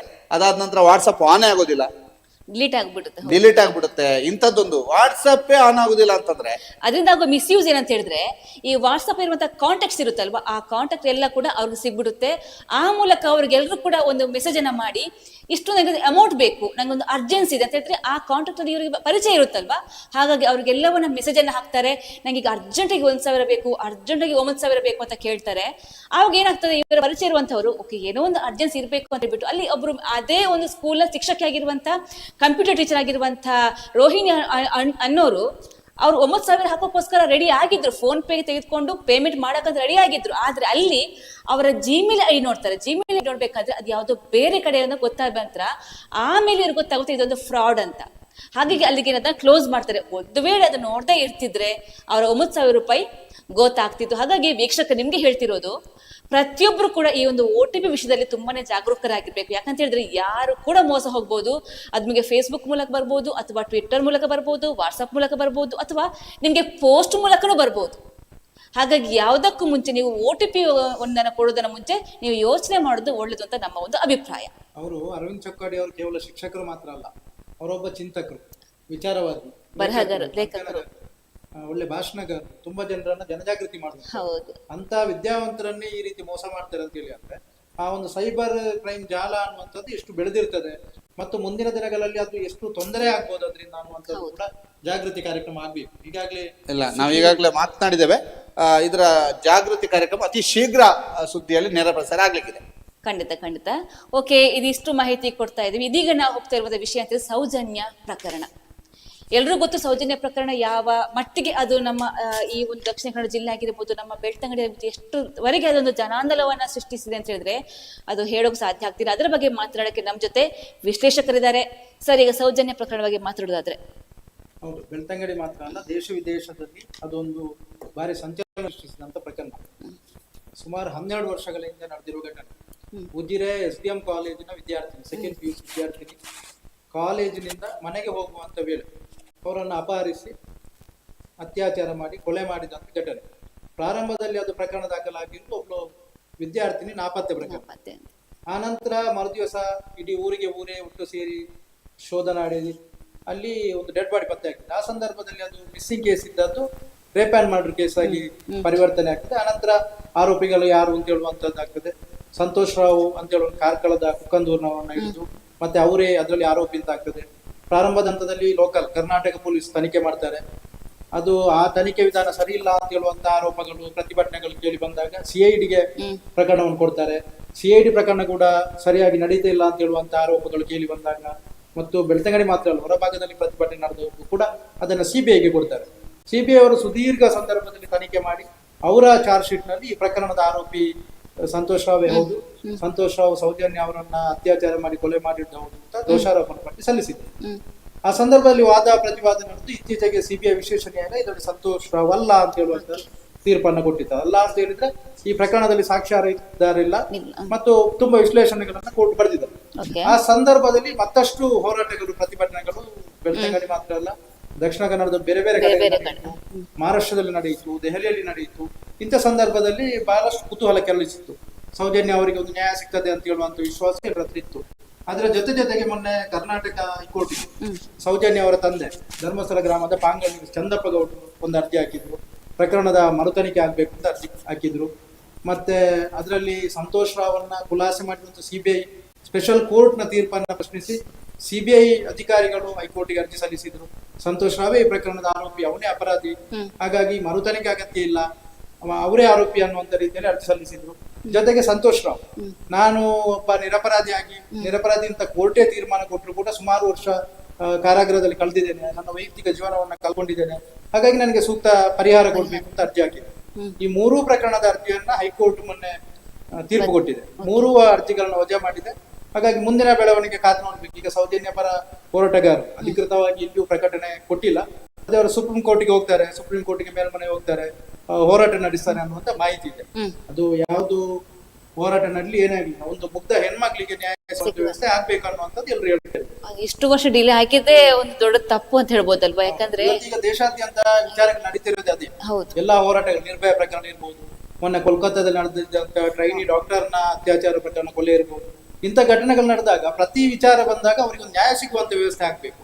ಅದರಲ್ಲಿ ನಿಜವಾದ ಆರೋಪಿಗಳು ಯಾರಿದ್ದಾರೆ ಅವರನ್ನ ಪತ್ತೆ ಹಚ್ಚಿ ಅವರಿಗೆ ತಪ್ಪಿತಸ್ಥರಿಗೆ ಶಿಕ್ಷೆ ಕೊಡುವಂತ ವ್ಯವಸ್ಥೆಗಳಾದ್ರೆ ಖಂಡಿತವಾಗಿ ನಮ್ಮ ಕಾನೂನು ಸ್ಟ್ರಾಂಗ್ ಆದ್ರೆ, ಹೌದು, ಕಂಡಲ್ಲಿ ಗುಂಡಿಕ್ಕಿ ಕೊಲ್ಲುವಂತ ಒಂದು ಕಾನೂನು ಬಂದ್ರೆ ನಿಜಕ್ಕೂ ಇಂಥ ಒಂದು ಪ್ರಕರಣ ಸ್ಟಾಪ್ ಆಗ್ಬೋದು ಅಂತ ಒಂದು.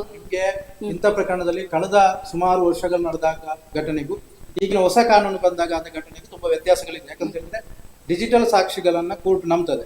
ನಾವು ಕೆಲವಾರು ವರ್ಷದಿಂದ ಇದ್ದಾಗ ಪ್ರಕರಣಕ್ಕೆ ಸಾಕ್ಷ್ಯಾಧಾರ ಸಿಗುದಿಲ್ಲ, ಸಿಗೋದಿಲ್ಲ. ಐ ವಿಟ್ನೆಸ್ ಬೇಕು, ಬೇರೆ ಬೇರೆ ಕಾರಣಗಳಿರ್ತದೆ. ಆದ್ರೆ ಇನ್ನೂ ಹಾಗೆ ಆಗುದಿಲ್ಲ ಅಂತ ಹೇಳುವಂತ ಒಂದು ವಿಶ್ವಾಸ ಜನಸಾಮಾನ್ಯರಿಗೆ ಈಗ BNS ಕಾಯ್ದೆ ಬಂದ ನಂತರ, ಮೊದಲು ನಾವು IPC ಅದು ಬ್ರಿಟಿಷರ ಕಾಲದ ಕಾನೂನು, ಅದಕ್ಕೆ ಬೇರೆ ಬೇರೆ ತೊಡಕುಗಳಿತ್ತು. ಆದ್ರೆ ವಸ್ತು ಕಾನೂನು ಬಂದಾಗ ಅದಕ್ಕೆ ಪೊಲೀಸರಿಗೆ ಕೂಡ ಇನ್ವೆಸ್ಟಿಗೇಷನ್ಗೆ ಸುಲಭ ಆಗ್ತದೆ.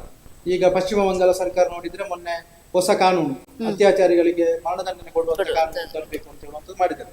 ಅಲ್ಲಿ ಪಕ್ಷಾತೀತವಾಗಿ ಪಶ್ಚಿಮ ಬಂಗಾಳ ಒಂದು ಕಮ್ಯುನಿಸ್ಟ್ ಸರ್ಕಾರ ಆಗಿದ್ದು ಕೂಡ BJP ಅವರು ಬೇರೆ ಬೇರೆ ಪಕ್ಷದವರು ಅದಕ್ಕೆ ಬೆಂಬಲ ಕೊಟ್ಟಿದ್ದಾರೆ. ವಿರೋಧ ಪಕ್ಷದವರು ಕೂಡ ಹೌದು ಈ ಕಾನೂನು ಜಾರಿ ಆಗ್ಬೇಕು ಅಂತ, ಅದು ದೇಶಾದ್ಯಂತ ಆಗ್ಬೇಕು.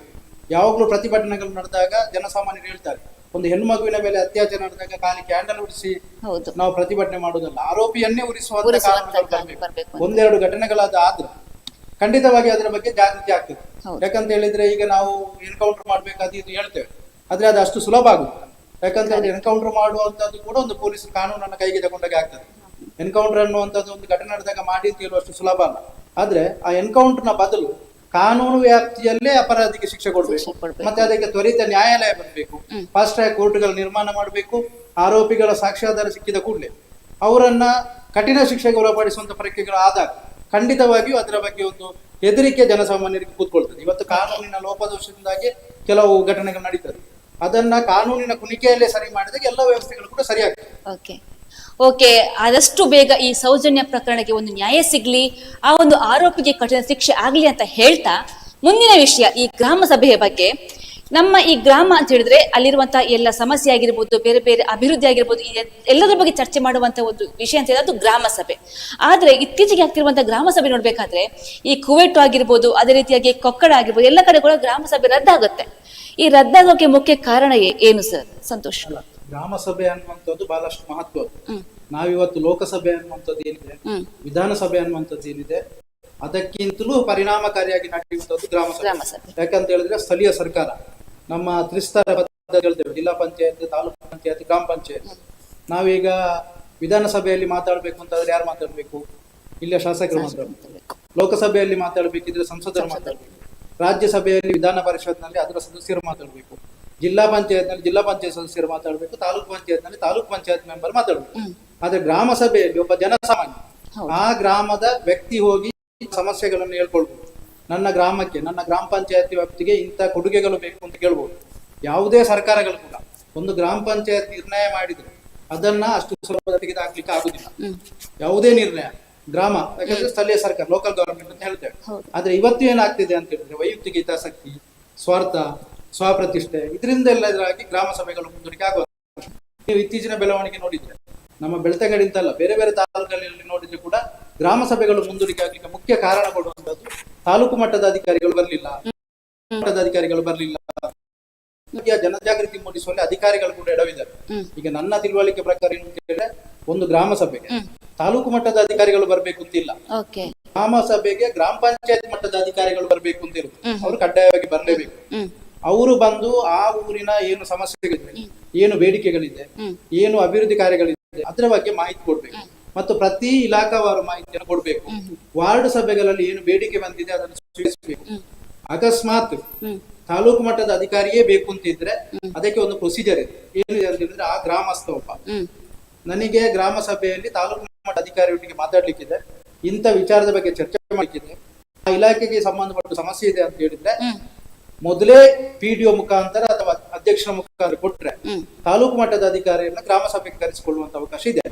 ಇದ್ದಕ್ಕಿದ್ದಾಗೆ ಗ್ರಾಮ ಸಭೆ ಸ್ಟಾರ್ಟ್ ಆಯ್ತು, ನನಗೆ ಇಲ್ಲಿ ತಾಲೂಕು ಮಟ್ಟದ ಅಧಿಕಾರಿ ಬರಬೇಕು, ಗ್ರಾಮ ಪಂಚಾಯತ್ ಮಟ್ಟದ ಸಾಕಾಗುದಿಲ್ಲ, ಸಭೆ ನಿಲ್ಲಿಸಬೇಕು ಅಂತ ಹೇಳಿದ್ರೆ ಅದು ಸರಿಯಲ್ಲ. ಯಾಕಂತ ಹೇಳಿದ್ರೆ ಅಲ್ಲಿಗೊಬ್ಬ ನೋಡಲ್ ಅಧಿಕಾರಿ, ಚರ್ಚೆ ನಿಯಂತ್ರಣ ಅಧಿಕಾರಿ ಅಂತ ತಾಲೂಕು ಮಟ್ಟದ ಅಧಿಕಾರಿ ಬರುವುದೇ ಎಲ್ಲಾ ಸಮಸ್ಯೆಗಳನ್ನು ನೋಟ್ ಮಾಡಿ ಒಂದು ಗ್ರಾಮ ಸಭೆಯಲ್ಲಿ ನಿರ್ಣಯ ಮಾಡಿದ್ರೆ, ಗ್ರಾಮ ಸಭೆಯಲ್ಲಿ ಬೇಡಿಕೆ ಮಂಡಿಸಿದ್ರೆ ಅದನ್ನ ದಾಖಲು ಮಾಡಿ ಸಂಬಂಧಪಟ್ಟ ಇಲಾಖೆ ಕೊಡುವಂತ ವ್ಯವಸ್ಥೆಗಳು ಇರ್ತದೆ. ಆದ್ರೆ ಇಲ್ಲಿ ಸಮಸ್ಯೆ ಆಗಿರೋದು ಅಂತ ಏನು ಹೇಳಿದ್ರೆ, ಯಾವ ಬೇಡಿಕೆಗಳಿದೆ ಅದನ್ನು ಈಡೇರಿಸಲಿಕ್ಕೆ ತಾಲೂಕು ಮಟ್ಟದ ಅಧಿಕಾರಿಗಳು ಕೂಡ ಮುತುವರ್ಜಿ ವಹಿಸುವುದಿಲ್ಲ. ಯಾಕಂದ್ರೆ ಕಳೆದ ಗ್ರಾಮ ಸಭೆಯಲ್ಲಿ ರಿಕ್ವೆಸ್ಟ್ ಮಾಡಿರ್ತಾರೆ, ನಮ್ಗೆ ತಾಲೂಕು ಮಟ್ಟದ ಸಭೆಗೆ ಅಧಿಕಾರಿಗಳು ಬರಬೇಕು ಅಂತ. ಅದನ್ನು ಈಡೇರಿಸದೇ ಇದ್ದಾಗ ಪ್ರತಿಭಟನೆಗಳು ನಡೆದಿದೆ, ಗ್ರಾಮ ಸಭೆಗಳು ಮುಂದೂಡಿಕೆ ಆಗಿದೆ. ಇವತ್ತಿನ ಗ್ರಾಮ ಸಭೆ ನೋಡಿದ್ರೆ ಕೋರಂ ಕೊರತೆ ಅನ್ನುವ ಕಾರಣಕ್ಕೆ ಮುಂದೂಡಿಕೆ ಆಗಿದೆ. ಮೇಲಂತ ಬಿಟ್ಟು ಗ್ರಾಮ ಸಭೆಯಲ್ಲಿ ಕೋರಂನ ಬಗ್ಗೆ, ಕೋರಂನ ವಿಚಾರದಲ್ಲಿ ಮಾತಾಡ್ಲಿಕ್ಕೆ ಹೋದ್ರೆ ಗ್ರಾಮ ಸಭೆಗಳು ಯಾವುದು ಆಗ್ಲಿಕ್ಕಿಲ್ಲ. ಬಹಳಷ್ಟು ಕಡೆ ಗ್ರಾಮ ಸಭೆಗಳೇ ಆಗ್ಲಿಕ್ಕಿಲ್ಲ, ಇಲ್ಲಿಂತಲ್ಲ ಇಡೀ ರಾಜ್ಯದಲ್ಲಿ ಕೋರಂ ಜನ ಬರುದಿಲ್ಲ. ಜನ ಒಂದು 100 ಜನ ಬರ್ಬೇಕು ಅನ್ನುವಂಥದ್ದಿದೆ, ನಿಯಮ. ಮಿನಿಮಮ್ 100 ಜನ ಬರ್ಬೇಕು ಅಂತ. ಇವತ್ತು ಮೇಲಂತ ಬಿಟ್ಟು ಅಲ್ಲಿ 70 ಜನ ಹಾಜರಿದ್ರು. ಒಬ್ರು ಪ್ರಶ್ನೆ ಮಾಡಿದ್ರು, ಯಾಕೆ ಕೋರಂ ಇದೆಯಾ ಅಂತ. ಅದು ಮತ್ತೆ ಅದರ ಬಗ್ಗೆ ಮಾತನಾಡಿದ್ರೆ ಬಹಳ ದೊಡ್ಡ ವಿವಾದಗಳಾಗ್ತದೆ ಅನ್ನುವಂಥದ್ದು ಅಲ್ಲಿ ಸೂಚನೆಗಳಿತ್ತು ಆ ಒಂದು ಸಭೆಯಲ್ಲಿ. ಈ ಹಿನ್ನೆಲೆಯಲ್ಲಿ ಇವತ್ತು ಪ್ರಿಯಾ ಆಗ್ನೇಶ್ ಅವರು ಬಂದಿದ್ರು. ಅವರ ನೇತೃತ್ವದಲ್ಲಿ ಆದಂತಹ ಒಂದು ಸಿಡಿಪಿಒ ನೇತೃತ್ವದಲ್ಲಿ ಆಗಿರುವಂತಹ ಸಭೆ. ಈ ಸಭೆಯಲ್ಲಿ ಅವರು ನಿರ್ಧಾರ ತಗೊಂಡ್ರು ಮುಂದೂಡಿಕೆ ಮಾಡುದು ಅಂತ. ಒಂದು 10ವರೆಗೆ ಆರಂಭ ಆಗ್ಬೇಕಿತ್ತು. 10ವರೆಯಿಂದ ಸಾಧಾರಣ ಒಂದು 45 ನಿಮಿಷಗಳ ತನಕ ಗ್ರಾಮ ಸಭೆ ಆರಂಭ ಆಗ್ಲಿಲ್ಲ. ಯಾಕೆಂದ್ರೆ ಜನ ಬರ್ತಾ ಇದ್ದಾರೆ ಅನ್ನೋದು. 10-11 ಕಾಲಕ್ಕೆ ಆರಂಭ ಆಯ್ತು. ಒಂದು ನಾಡಗೀತೆ ಆದ ನಂತರ ಆರಂಭ ಆದಂತ ಸಭೆಯಲ್ಲಿ ಜನ ಇರ್ಲಿಲ್ಲ. ಪ್ರಶ್ನೆ ಮಾಡಿದ್ರು, ಆಯ್ತು ಇನ್ನೊಂದು 1/4 ಗಂಟೆ ಕಾಯುವ ಅಂತ ಆಯ್ತು. ಈ ವೇಳೆ ನಾಗರಿಕರು ಹೇಳಿದಂತ ಪ್ರಶ್ನೆ ಏನು ಅಂತಂದ್ರೆ, ಆಯ್ತು ನೀವು ಮುಂದೂಡ್ತೀನಿ ಅಂತ ಹೇಳ್ತಿದ್ದೀರಿ, ನೆಕ್ಸ್ಟ್ ಮುಂದೂಡಿದ್ರೆ ನಾವು ಬರುದಿಲ್ಲ, ಉಳಿದವರು ಬರ್ತಾರೆ. ಅವರು ಕೂಡ 70 ಜನ ಬರುದು, ಇನ್ನು ಉಳಿದವರು ನೀವೆಲ್ಲ. ಮತ್ತೊಬ್ರು ಪ್ರಶ್ನೆ ಮಾಡಿದ್ರು, ನೀವೆಲ್ಲ ಈ ಪಕ್ಷಗಳ ಕಾರ್ಯಕ್ರಮಕ್ಕೆ ಆಗುವಾಗ ನೀವು ಎಲ್ಲ ಕಡೆ ಗಾಡಿ ಮಾಡ್ಕೊಂಡು ಜನರನ್ನ ಕರ್ಕೊಂಡು ಹೋಗ್ತೀರಿ, ಹಾಗೆ ಗ್ರಾಮ ಸಭೆಗೆ ಕರ್ಕೊಂಡು ಬರ್ಬೇಕು ಅನ್ನುವಂತ ರೀತಿಯಲ್ಲಿ ಪ್ರಶ್ನೆ ಮಾಡಿದ್ರು. ಇದೆಲ್ಲ ಆಯ್ತು ಇವತ್ತಲ್ಲಿ ಮೇಲಂತ ಬೆಟ್ಟಲ್ಲಿ. ಹೀಗಾದಾಗ ಅಲ್ಲಿ ಅಂತಿಮವಾಗಿ ಗ್ರಾಮಸ್ಥರು ಒಂದಿಬ್ರು ಕೇಳಿದಂತ ಪ್ರಶ್ನೆ ಏನು, ಕೋರಂ ಇದೆಯಾ ಅಂತ. ಅಂತಿಮವಾಗಿ ಆ ಕೋರಂ ಇಲ್ಲ ಅನ್ನುವಂಥದ್ದಕ್ಕೆ ಬಂದು ನಿಲ್ತು. ಇನ್ನೊಂದು 100ರಿಂದ 150 ಜನರಿಗೆ ಊಟದ ವ್ಯವಸ್ಥೆ ಮಾಡಿದ್ರು. ಜನ 70 ಜನ ಊಟ ರೆಡಿ ಮಾಡಿದ್ದಾರೆ. ಊಟ ತರ್ಲಿಕ್ಕೆ ಎಲ್ಲ ಹೇಳಿದ್ದಾರೆ. ಊಟ ರೆಡಿ ಆಗಿದೆ, ಊಟ ಬರ್ತಾ ಇದೆ. ಗ್ರಾಮ ಸಭೆ ಮುಂದೂಡಿಕೆ ಆಯ್ತು. ಇದ್ದದ್ದೇ 70 ಜನ, ಎಲ್ಲರೂ ಹೋದ್ರು. ಒಂದಷ್ಟು ಜನ ಮಾತ್ರ ಉಳಿದಿದ್ರು. ಎಷ್ಟು ವೇಸ್ಟ್ ಆಗ್ತಾ ಇದೆ, ಎಷ್ಟು ವೇಸ್ಟ್ ಆಯ್ತು ಎಲ್ಲವೂ ಹೌದು. ಆದ್ರೆ ಕೋರಂ ಇಲ್ಲದೆ ಇರುವಂತ ಕಾರಣಕ್ಕೆ ಗ್ರಾಮ ಸಭೆಯನ್ನ ಮುಂದೂಡಬಹುದು. ಅಧಿಕಾರಿಗಳು ಬರಲಿಲ್ಲ ಅನ್ನುವಂತ ಕಾರಣಕ್ಕೆ 2 ಕಡೆ ಗ್ರಾಮ ಸಭೆಯನ್ನ ಮುಂದೂಡಿದ್ದಾರೆ. ಇದರಿಂದ ಒಂದಂತೂ ಸ್ಪಷ್ಟ, ಜನರು ಪ್ರಶ್ನಿಸ್ತಾ ಇದ್ದಾರೆ ಅನ್ನುವಂಥದ್ದು ಸ್ಪಷ್ಟ. ಜನರು ಪ್ರಶ್ನೆ ಮಾಡ್ತಿದ್ದಾರೆ ಅನ್ನುವಂಥದ್ದು ಸ್ಪಷ್ಟ. ಈ ಹಿಂದೆ ಗ್ರಾಮ ಸಭೆಗಳಲ್ಲಿ ಹಲವಾರು ಕಡೆ ಮೇಲ್ಗಡೆ ಇರುವಂತ ಸದಸ್ಯರಷ್ಟೇ ಜನ ಕೆಳಗಡೆ ಇದ್ರಂತೆ, ಆದ್ರೂ ಗ್ರಾಮ ಸಭೆ ನಡೆದಿದ್ಯಂತೆ. ಅದರ ಜೊತೆಗೆ ಒಂದು ಹೇಳ್ತಿದ್ರು, ಗ್ರಾಮ ಸಭೆ ಮುಗಿದ ನಂತರ ನೀವು ಗ್ರಾಮ ಪಂಚಾಯತಿಗೆ ಬಂದವರ ಹತ್ರ ಸೈನ್ ಹಾಕಿಸ್ತೀರಿ ಅನ್ನುವಂತ ರೀತಿಯಲ್ಲೆಲ್ಲ ಮಾತಾಡ್ತಿದ್ರು. ಆದ್ರೆ ಗ್ರಾಮ ಸಭೆಗೆ ಗ್ರಾಮಸ್ಥರು ಬರ್ಬೇಕಾದಂಥದ್ದು ಅವರವರ ಕರ್ತವ್ಯ. ಇವತ್ತು ಬಂದಂತ 70 ಜನಕ್ಕೆ ಏನ್ ಹೇಳುದು? ಆ 70 ಜನ ತಮ್ಮ ಎಲ್ಲ ಕೆಲಸ ಕಾರ್ಯಗಳನ್ನು ಬಿಟ್ಟು ಬರ್ಲಿಲ್ವಾ? ಅವ್ರದ್ದು ಪ್ರಶ್ನೆ ಅದು ನಾಗರಿಕರದ್ದು. ಈಗ ಆ 70 ಜನಕ್ಕೆ ನೆಕ್ಸ್ಟ್ ನೀವು ಕರೆದಂತ ದಿನಾಂಕಕ್ಕೆ ಬರ್ಲಿಕ್ಕೆ ಆಗ್ಲಿಕ್ಕಿಲ್ಲ. ಇವತ್ತು ಬಂದವರಿಗೆ ಏನ್ ನ್ಯಾಯ? ಅವರ ಬೇಡಿಕೆಗಳನ್ನ ಕೇಳೋದು ಯಾರು, ಹೇಗೆ ಕೇಳೋದು ಅನ್ನೋ. ಆದ್ರೆ ನಿಯಮದ ಪ್ರಕಾರ ಕೋರಂ ಇಲ್ಲ ಅನ್ನುವಂಥದ್ದು. ಅದ್ರ ಮುಂದೆ ಮತ್ತೆ ಕೋರಂನ ಸಮಸ್ಯೆ ಆಗುತ್ತೋ ಗೊತ್ತಿಲ್ಲ. ಅದರ ಜೊತೆಗೆ ಅಲ್ಲಿ 3 ಗ್ರಾಮಗಳು ಬರುದು, ಮುಂಡೂರು, ಅನಂತರ ಮೇಲಂತ ಬೆಟ್ಟು ಮತ್ತು ಸವನಾಲ್ನ ಗೋಪಾಲಕೃಷ್ಣ ಸಭಾಭವನದಲ್ಲಿ ನಡೆದಂತ ಒಂದು ಗ್ರಾಮ ಸಭೆ. ಮುಂದೆಯೂ ಕೂಡ ಇಲ್ಲೇ ನಡಿಬೇಕು ಅನ್ನೋ ಒತ್ತಾಯ ಇದೆ. ಇದು ಬಹಳ ವಿಶೇಷವಾಗಿ ಈಗ ಗ್ರಾಮ ಸಭೆಗಳಲ್ಲಿ ಒಂದಷ್ಟು ಗೊಂದಲ ಕೋಲಾಹಲಗಳು ನಿರ್ಮಾಣ ಆಗ್ತಿರುವಂತದ್ದು ಸತ್ಯ. ಸರ್, ಈಗ ಒಂದು ಬಾರಿ ಮುಂದೂಡಿಕೆ ರದ್ದಾಯ್ತು, ಸೆಕೆಂಡ್ ಟೈಮ್ ಕೂಡ ರದ್ದಾಗುತ್ತೆ. ಅದು ಮೊನ್ನೆ ಲಾಸ್ಟ್ ಕುವೆಟ್ಟು ಗ್ರಾಮದಲ್ಲಿ ಆಯ್ತು. ಫಸ್ಟ್ ಟೈಮ್ ಹೋದಾಗ ಅಲ್ಲಿ ಕೂಡ ಅಧಿಕಾರಿಗಳು ಇಲ್ಲ ಅಂತ ಕ್ಯಾನ್ಸಲ್ ಮಾಡಿದ್ರು. ಸೆಕೆಂಡ್ ಟೈಮ್ ಅವತ್ತು ಕೂಡ ಬಂದಿಲ್ಲ ಅಂತ ಕ್ಯಾನ್ಸಲ್ ಮಾಡಿದ್ರು. ಸೊ ಈ ತರ ಆದಾಗ ಒಬ್ಬ ಗ್ರಾಮ ಸಭೆಯ ಪಂಚಾಯತ್ ಅಧ್ಯಕ್ಷರು ಯಾವ ರೀತಿಯ ಕ್ರಮ ಕೈಗೊಳ್ಳಬಹುದು, ಏನ್ ಹೇಳ್ಬೋದು ಅಂತ? ಕೋರಂ ಕೊರತೆಯಾಗಿ 3ನೇ ಸಲ ಕೂಡ ಅದೇ ಪ್ರಾಬ್ಲಮ್ ಬರುವಂತ ಸಾಧ್ಯತೆ ಕಡಿಮೆ. ಗ್ರಾಮ ಸಭೆಯನ್ನು ನಡೆಸ್ತಾರೆ. ಮತ್ತೆ ಕೊನೆ ಹಂತದಲ್ಲಿ ಸಾಮಾನ್ಯ ಸಭೆಗೆ ಆದಾಗ ಅದರ ಪ್ರೊಸೀಜರ್ ಬೇರೆ. ಒಮ್ಮೆ ಕೋರಂ ಕೊರತೆ ಆದ್ರೆ ಸಭೆ ಮಾಡ್ಲಿಕ್ಕೆ ಆಗುದಿಲ್ಲ. ಗ್ರಾಮ ಸಭೆಗೆ ಪ್ರೊಸೀಜರ್ ಬೇರೆ. ಅದನ್ನ ಅಧಿಕಾರಿಗಳು, ನೋಡಲ್ ಅಧಿಕಾರಿಗಳು ಚರ್ಚಿಸಿ ಅದನ್ನ ಮಾಡ್ತಾರೆ. ಒಟ್ಟು ಉದ್ದೇಶ ಇರುವಂತದ್ದು ಏನು ಅಂತ ಹೇಳಿದ್ರೆ, ಗ್ರಾಮ ಪಂಚಾಯತ್ ವ್ಯಾಪ್ತಿಯ ಸಮಗ್ರ ಅಭಿವೃದ್ಧಿ. ಜನರು ಕೂಡ ಸಹಕಾರಗೊಳ್ಬೇಕು. ಮತ್ತೆ ಅವರವರ ಗ್ರಾಮದಲ್ಲಿ ಏನು ನಡೆಯಿತು, ಎಂತ ಆಯ್ತು ಅಂತ ತಿಳ್ಕೊಳ್ಳಿಕ್ಕೆ ಗ್ರಾಮ ಸಭೆಗೆ ಬರ್ಬೇಕು. ಜನರು ಜಾಸ್ತಿ ಇನ್ವಾಲ್ವ್ಮೆಂಟ್ ಆಗಬೇಕು. ಮಾತ್ರ ಅಲ್ಲ, ಅವರ ಗ್ರಾಮದಲ್ಲಿ ಏನಾಯ್ತು ಅಂತ ತಿಳ್ಕೊಳ್ಳಿಕ್ಕೆ ಒಂದು ಮಾಹಿತಿ ಹಕ್ಕು ಕಾಯ್ದೆಯನ್ನು ಕೂಡ ಸಮಗ್ರವಾಗಿ ಬಳಕೆ ಮಾಡಿಕೊಂಡು ನಮ್ಮ ಗ್ರಾಮಕ್ಕೆ ಎಷ್ಟು ಅನುದಾನ ಬಂತು, ಎಷ್ಟು ಕಾಮಗಾರಿ ನಡೆಯಿತು, ಎಷ್ಟು ಖರ್ಚಾಗಿತ್ತು ಎಲ್ಲವನ್ನ ತಿಳ್ಕೊಂಡು ಅವರು ಅದನ್ನ ಮಾಡ್ಬೇಕು. ಹಾಗಾಗಿ ಗ್ರಾಮಸ್ಥರಿಗೆ ಗ್ರಾಮ ಸಭೆ ಅನ್ನೋದೇ ಒಂದು ದೊಡ್ಡ ಅಸ್ತ್ರ. ಎಲ್ಲರೂ ಅದನ್ನ ಸದ್ಬಳಕೆ ಮಾಡಿಕೊಳ್ಬೇಕು ಅನ್ನುವಂಥದ್ದು ನಮ್ಮದು ಕೂಡ ಒಂದು ಕಾಳಜಿ. ಈ ಗ್ರಾಮ ಸಭೆ ವಿಷಯವಾಗಿ ಈಗ ನೆರಿಗೆದಲ್ಲಿ ಒಂದು ಚರ್ಚೆ ಆಗುತ್ತೆ, ಹಿಂದೂ ರುದ್ರಭೂಮಿ ನಿರ್ಮಾಣ ಮತ್ತೆ ಕೋಲಾಹಲ ಅನ್ನುವಂತ ವಿಷಯ. ಅಲ್ಲಿ ಆಕ್ಚುಲಿ ಆಗಿದ್ದು ಏನು ಅಂತ ದಾಮು? ನೆರಿಯದಲ್ಲಿ ಹಿಂದೂ ರುದ್ರಭೂಮಿ ನಿರ್ಮಾಣದ ಬಗ್ಗೆ 2 ಸಬ್ಜೆಕ್ಟ್. ಒಂದು ವಿರೋಧ, ಒಂದು ವರ. ನಮಗೆ ಇಲ್ಲೇ ನಿರ್ಮಾಣ ಆಗ್ಬೇಕು ಅನ್ನುವಂಥದ್ದು ಒಂದು ಕಡೆ ಆದ್ರೆ, ನಮಗೆ ಇಲ್ಲಿ ನಿರ್ಮಾಣ ಆಗ್ಬಾರ್ದು ಅನ್ನುವಂಥದ್ದು ಮತ್ತೊಂದು ಕಡೆ. ಯಾಕೆ ನೀವು ಸ್ಮಶಾನಕ್ಕೆ ಜಾಗವನ್ನು ಗುರುತಿಸಿದ್ದೇವೆ ಅಂತ ಅಧ್ಯಕ್ಷರು ಹೇಳ್ತಾರೆ. ವಸಂತಿ ನೆರಿಯ ಗ್ರಾಮ ಪಂಚಾಯತ್ ಅಧ್ಯಕ್ಷರು ಅವರು ಹೇಳೋ ಪ್ರಕಾರ ರುದ್ರಭೂಮಿ ಸಮಸ್ಯೆ 4 ವರ್ಷಗಳ ಹಿಂದೆ ಇತ್ತು. ಆದ್ರೆ ನಮ್ಮ ಅವಧಿಯಲ್ಲಿ ಇದಕ್ಕೆ ಬೇಕಾದಂತ ಪರಿಹಾರ ಕಂಡುಕೊಳ್ಳಿ ಈಗಾಗಲೇ ಸರ್ವೆ ನಂಬರ್ 68ರಲ್ಲಿ ಜಾಗವನ್ನ ಗುರುತಿಸಿದ್ದು ಶಾಶ್ವತ ಪರಿಹಾರಕ್ಕಾಗಿ ಶ್ರಮ ವಹಿಸ್ತಾ ಇದ್ದೇವೆ ಅನ್ನುವಂಥದ್ದು. ಮತ್ತೊಂದು ಕಡೆಯಲ್ಲಿ ಅಲ್ಲಿ ಯಾವುದೇ ಕಾರಣಕ್ಕೆ ಅಲ್ಲಿ ಇದು ಆಗಬಾರ್ದು ಅನ್ನುವಂಥದ್ದು. ಒಟ್ಟಿನಲ್ಲಿ ನಾವೊಂದು ಪೋಸ್ಟ್ ಮಾಡಿದ್ವಿ, ಆ ಹಿಂದೂ ರುದ್ರಭೂಮಿಯ ಗಲಾಟೆಯ ಬಗ್ಗೆ ಪೋಸ್ಟ್ ಮಾಡಿದ್ವಿ. ಪೋಸ್ಟ್ ಮಾಡಿದಕ್ಕೆ ಕಾಮೆಂಟ್ ಏನು ಬಂತು ಅಂತ ಹೇಳಿದ್ರೆ, ನೀವ್ ಯಾಕೆ ಗಲಾಟೆ ಮಾಡ್ಕೊಳ್ತೀರಿ, ನಾಡಿದ್ದು ಅಲ್ಲೇ ಹೋಗ್ತೀರಿ ಎಲ್ಲರೂ ಅನ್ನುವಂತ ರೀತಿಯಲ್ಲಿ ಕಾಮೆಂಟ್ ಮಾಡ್ಕೊತಿದ್ದಾರೆ ಜನ. ಅಂದ್ರೆ ಒಂದು ಹಿಂದೂ ರುದ್ರಭೂಮಿಯ ವಿಷಯದಲ್ಲಿ ನಾವು ದೊಡ್ಡದಾಗಿ ಗಲಾಟೆ ಮಾಡ್ಕೋತೀವಿ ಅಂತಂದ್ರೆ, ಅಥವಾ ಒಂದು ರುದ್ರಭೂಮಿಯ ವಿಷಯದಲ್ಲಿ ಒಂದು ದೊಡ್ಡದಾಗಿ ಗಲಾಟೆ ಮಾಡ್ಕೋತೀವಿ, ಜಾಗದ ವಿಷಯದಲ್ಲಿ ಗಲಾಟೆ ಮಾಡ್ಕೋತೀವಿ ಅಂತಂದ್ರೆ ಎಲ್ಲಿಯ ತನಕ ತಲುಪಿದ್ದೇವೆ ಅನ್ನುವಂತ ರೀತಿಯಲ್ಲಿ ಕಾಮೆಂಟ್ಸ್ ಬರ್ತಾ ಇದೆ. ಮತ್ತೊಂದು ಕಡೆ ಪ್ರಶ್ನಿಸಬೇಕು ಅನ್ನುವಂಥದ್ದಿದೆ, ನಾಗರಿಕರು ಪ್ರಶ್ನಿಸ್ತಾ ಇದ್ದಾರೆ. ಆ ಪ್ರಶ್ನೆ ಮಾಡುವಂತದ್ದಾಗಿದೆ, ಅದು ಈಗ ವಿವಾದವೇ ಇದೆ. ಅದು ಮುಂದೆ ಏನಾಗ್ತದೆ, ಎಲ್ಲ ಆಗ್ತದೆ ಹಿಂದೂ ರುದ್ರಭೂಮಿ ನೆರೆಯದಲ್ಲಿ ಅನ್ನುವಂಥದ್ದು ಅಲ್ಲಿಯ ಗ್ರಾಮಸ್ಥರಿಗೂ ಬಹಳ ದೊಡ್ಡ ಕುತೂಹಲ ಇದೆ. ಅಷ್ಟೇ ಕುತೂಹಲ ಸುದ್ದಿಗೂ ಇದೆ. ಯಾಕೆಂತಂದ್ರೆ ನಾವು ಇದರ ನಿರಂತರ ವರದಿಯನ್ನ ಮಾಡ್ತಾ ಇದ್ದೇವೆ. ಈ ವರದಿಯ ಬೆನ್ನತ್ತಿ ಹೋಗ್ತೇವೆ. ಮುಂದಿನ ದಿನಗಳಲ್ಲಿ ಎಲ್ಲ ಆಗ್ತದೆ, ಹೇಗಾಗ್ತದೆ ಎಲ್ಲವನ್ನು ಕೂಡ ವಿವರಿಸುವಂತ ಪ್ರಯತ್ನವನ್ನ ಸುದ್ದಿ ಮಾಡುತ್ತೆ. ಅದೇ ವಿಷಯವಾಗಿ ಇನ್ನು ಶಿರ್ಲಾಲು ಗ್ರಾಮ ಸಭೆ, ಅಲ್ಲೂ ಕೂಡ ಆ ಒಂದು ದೇವಸ್ಥಾನದ ಬ್ರಹ್ಮಕಲಶೋತ್ಸವಕ್ಕೆ ಒಂದು ಹಣದ ವಿಷಯವಾಗಿ ಚರ್ಚೆ ಆಗುತ್ತೆ. ಅದು ಕೂಡ ಕಾಂಗ್ರೆಸ್ ಮತ್ತೆ ಬಿಜೆಪಿ ಅಂತ ಹೇಳಿದ್ರೆ ಒಂದು ದೇವಸ್ಥಾನದ ವಿಷಯದಲ್ಲಿ ಕೂಡ ರಾಜಕೀಯ ಅಲ್ಲಿ ಕೂಡ ಹೋಗಿದೆ ಅನ್ನುವಂತ ವಿಷಯ. ಸೊ ಅಲ್ಲಿ ಯಾವ ರೀತಿಯಾಗಿ ಒಂದು ಪರ ವಿರೋಧ ಏನಾಯ್ತು ಅಂತ ಶಿರ್ಲಾಲು ಗ್ರಾಮ ಸಭೆಯಲ್ಲಿ ವಾಗ್ವಾದ, ತಳ್ಳಾಟ, ಹೊಡೆದಾಟ ಇದು ಆಗಿದೆ. ಅದು ಗ್ರಾಮ ಸಭೆ ಅಂತ ಹೇಳಿದ್ರೆ ಚರ್ಚೆ ಆಗಬೇಕು. ಚರ್ಚೆ ಆಗಿ ಪರಸ್ಪರ ಚರ್ಚೆಯಲ್ಲಿ ನಿಲ್ಲಬೇಕು. ಚರ್ಚೆಯಲ್ಲಿ ಎಷ್ಟು ತಾರಕಕ್ಕೆ ಏರಿದ್ರು ಪರವಾಗಿಲ್ಲ, ಕೈ ಮಿಲಾಯಿಸುವಂತದ್ದು ಆಗಬಾರ್ದು. ಆದ್ರೆ ಶಿರ್ಲಾಲಲ್ಲಿ ಆಗಿದೆ. ಆಗಿದ್ದು ಮಾತ್ರ ಅಲ್ಲ, ಕೇಸ್ ದಾಖಲಾಗಿದೆ, ಒಂದಷ್ಟು ಜನ ಅಡ್ಮಿಟ್ ಆಗಿದ್ದಾರೆ. ಅಲ್ಲಿ ಅದು ಫೈನಲ್ ಆಗಿ ಆಗಿರೋದೇನು ಅಂತ ಹೇಳಿದ್ರೆ ಬಿಜೆಪಿ ಕಾಂಗ್ರೆಸ್ ಒಂದು ಗ್ರಾಮ ಸಭೆ ಅಂತಂದ, ಮತ್ತು ಗ್ರಾಮದ ನಾಗರಿಕರು ಸೇರ್ಕೊಂಡು ಮಾಡುವಂತ ಸಭೆಯಲ್ಲಿ ಪಕ್ಷ ಬಂದ್ರೆ, ರಾಜಕೀಯ ಬಂದ್ರೆ ಹೀಗಾಗ್ತದೆ ಅನ್ನೋದಕ್ಕೆ ಇದು ಬೆಸ್ಟ್ ಉದಾಹರಣೆ ಶಿರ್ಲಾಲು. ಅದು ದೇವಸ್ಥಾನದ ಬ್ರಹ್ಮಕಲಶೋತ್ಸವದ ಹಣದ ವಿಚಾರದಲ್ಲಿ ಗಲಾಟೆ ಆಗಿರುವಂತದ್ದು. ಅದನ್ನ ಅವ್ಯವಹಾರ ಮಾಡಿದ್ದಾರೆ, ಅದು ಸರಿಯಾಗ್ಲಿಲ್ಲ, ಅದು ಪೇಮೆಂಟ್ ಆಗ್ಲಿಲ್ಲ ಅನ್ನುವಂತ ವಿಚಾರ ಇದೆ. ಅದರ ಜೊತೆಗೆ ಕುಶಾಲಪ್ಪ ಗೌಡ ಅನ್ನುವಂಥವ್ರು ಕಾಂಗ್ರೆಸ್ ಮುಖಂಡ, ನವೀನ್ ಕೆ ಸಾಮಾನ್ಯ ಅನ್ನುವಂಥವ್ರು ಬಿಜೆಪಿ ಮುಖಂಡ. ಅದು ಇವರ ಎರಡು ಬಣಗಳ ನಡುವೆ ನಡೆದಂತ ಒಂದು ಗೊಂದಲಗಳು ಅದು ತಾರಕಕ್ಕೇರಿದೆ. ಅದು ಈಗ ಶಿರ್ಲಾಲ್ನ ಜನತೆ ಏನ್ ಹೇಳ್ತಿದ್ದಾರೆ, ಬೇಡ ಇತ್ತು, ಅದಾಗಬಾರ್ದಿತ್ತು, ಆಗಿ ಹೋಗಿದೆ. ಗ್ರಾಮ ಸಭೆಯಲ್ಲಿ ಹೀಗಾಗಿದೆ. ಈಗ ಗ್ರಾಮ ಸಭೆ ಅಂತ ಹೇಳಿದ್ರೆ ನಮ್ಮ ಲೋಕಲ್ ತೀರಾ ನಮ್ಮ ಮೊದಲ ಒಂದು ಪಂಚಾಯತ್ ಅದು. ಅದಾದ ನಂತರ ತಾಲೂಕ್ ಪಂಚಾಯತ್, ಜಿಲ್ಲಾ ಪಂಚಾಯತ್ ಅಥವಾ ವಿಧಾನಸಭೆ ಇರ್ಬೋದು. ಆದ್ರೆ ಮೊದಲ ಇಲ್ಲಿ ಯಾವುದೇ ಒಬ್ಬ ಅಭ್ಯರ್ಥಿಯು ಕೂಡ ಪಕ್ಷದ ಚಿಹ್ನೆಯಲ್ಲಿ ನಿಂತು ಗೆಲ್ಲುವಂತವನಲ್ಲ, ಪಕ್ಷದ ಬೆಂಬಲಿತ ಅಭ್ಯರ್ಥಿ ಆಗಿರ್ತಾನೆ ಹೊರತು ಆತನಿಗೆ ಅವನ ಆಯ್ಕೆಯ ಒಂದಷ್ಟು ಚಿಹ್ನೆಗಳಿರ್ತವೆ ಹೊರತು ಅವನು ಕಮಲದ ಚಿಹ್ನೆಯಲ್ಲಿ, ಹಸ್ತದ ಚಿಹ್ನೆಯಲ್ಲಿ ಅಥವಾ ತೆನೆ ಹೊತ್ತ ಮಹಿಳೆಯ ಚಿಹ್ನೆಯಲ್ಲಿ ನಿಲ್ಲುವುದಿಲ್ಲ. ವೈಯಕ್ತಿಕವಾಗಿ ಅವನಿಗೆ ಮತಗಳು ಬೀಳುವಂಥದ್ದು. ಆದ್ರೆ ಈಗೇನಾಗಿದೆ, ಒಂದಷ್ಟು ಪಕ್ಷದ ಬೆಂಬಲಿತರಾಗಿ ಬಿಟ್ಟಿದ್ದಾರೆ ಅಂತ ಹೊರತುಪಡಿಸಿದ್ರೆ ಗ್ರಾಮ ಸಭೆಯಲ್ಲಿ ಅಥವಾ ಗ್ರಾಮ ಪಂಚಾಯತ್ ನಲ್ಲಿ ಪಕ್ಷದ ಬೆಂಬಲಿತ ಆಗಿದ್ರು ಕೂಡ ಆದ್ರೆ ಅದು ಅದರ ಚಿಹ್ನೆಯಲ್ಲಿ ಆಗುವಂಥದ್ದಲ್ಲ. ಆದ್ರೆ ಈಗ ಅಲ್ಲಿ ರಾಜಕೀಯ ಜೋರಾಗ್ತದೆ ಅನ್ನೋದಕ್ಕೆ ಶಿರ್ಲಾಲು ಬೆಸ್ಟ್ ಎಕ್ಸಾಂಪಲ್. ಏನ್ ಹೇಳ್ತೀವಿ? ಇಂಥ ಘಟನೆಯಲ್ಲಿ ಕೂಡ ಗ್ರಾಮ ಸಭೆಯಲ್ಲಿ ಚರ್ಚೆಗೆ ಬರಬಹುದಾ ಬರಬಾರ್ದಾ ಅನ್ನುವಂಥದ್ದು ಕೂಡ ಒಂದು ಜಿಜ್ಞಾಸೆ. ಯಾಕಂತ ಹೇಳಿದ್ರೆ ಗ್ರಾಮ ಪಂಚಾಯತ್ ನಲ್ಲಿ ಬೇರೆ ಬೇರೆ ಉಪಸಮಿತಿಗಳಿವೆ. ಒಂದು ಕೌಟುಂಬಿಕ ಸಮಸ್ಯೆ, ಸಾಮಾಜಿಕ ಸಮಸ್ಯೆಗಳು ಬಂದಾಗ ಅಲ್ಲಿ ಸಾಮಾಜಿಕ ನ್ಯಾಯ ಸಮಿತಿ ಇರ್ತಿರ್ತದೆ.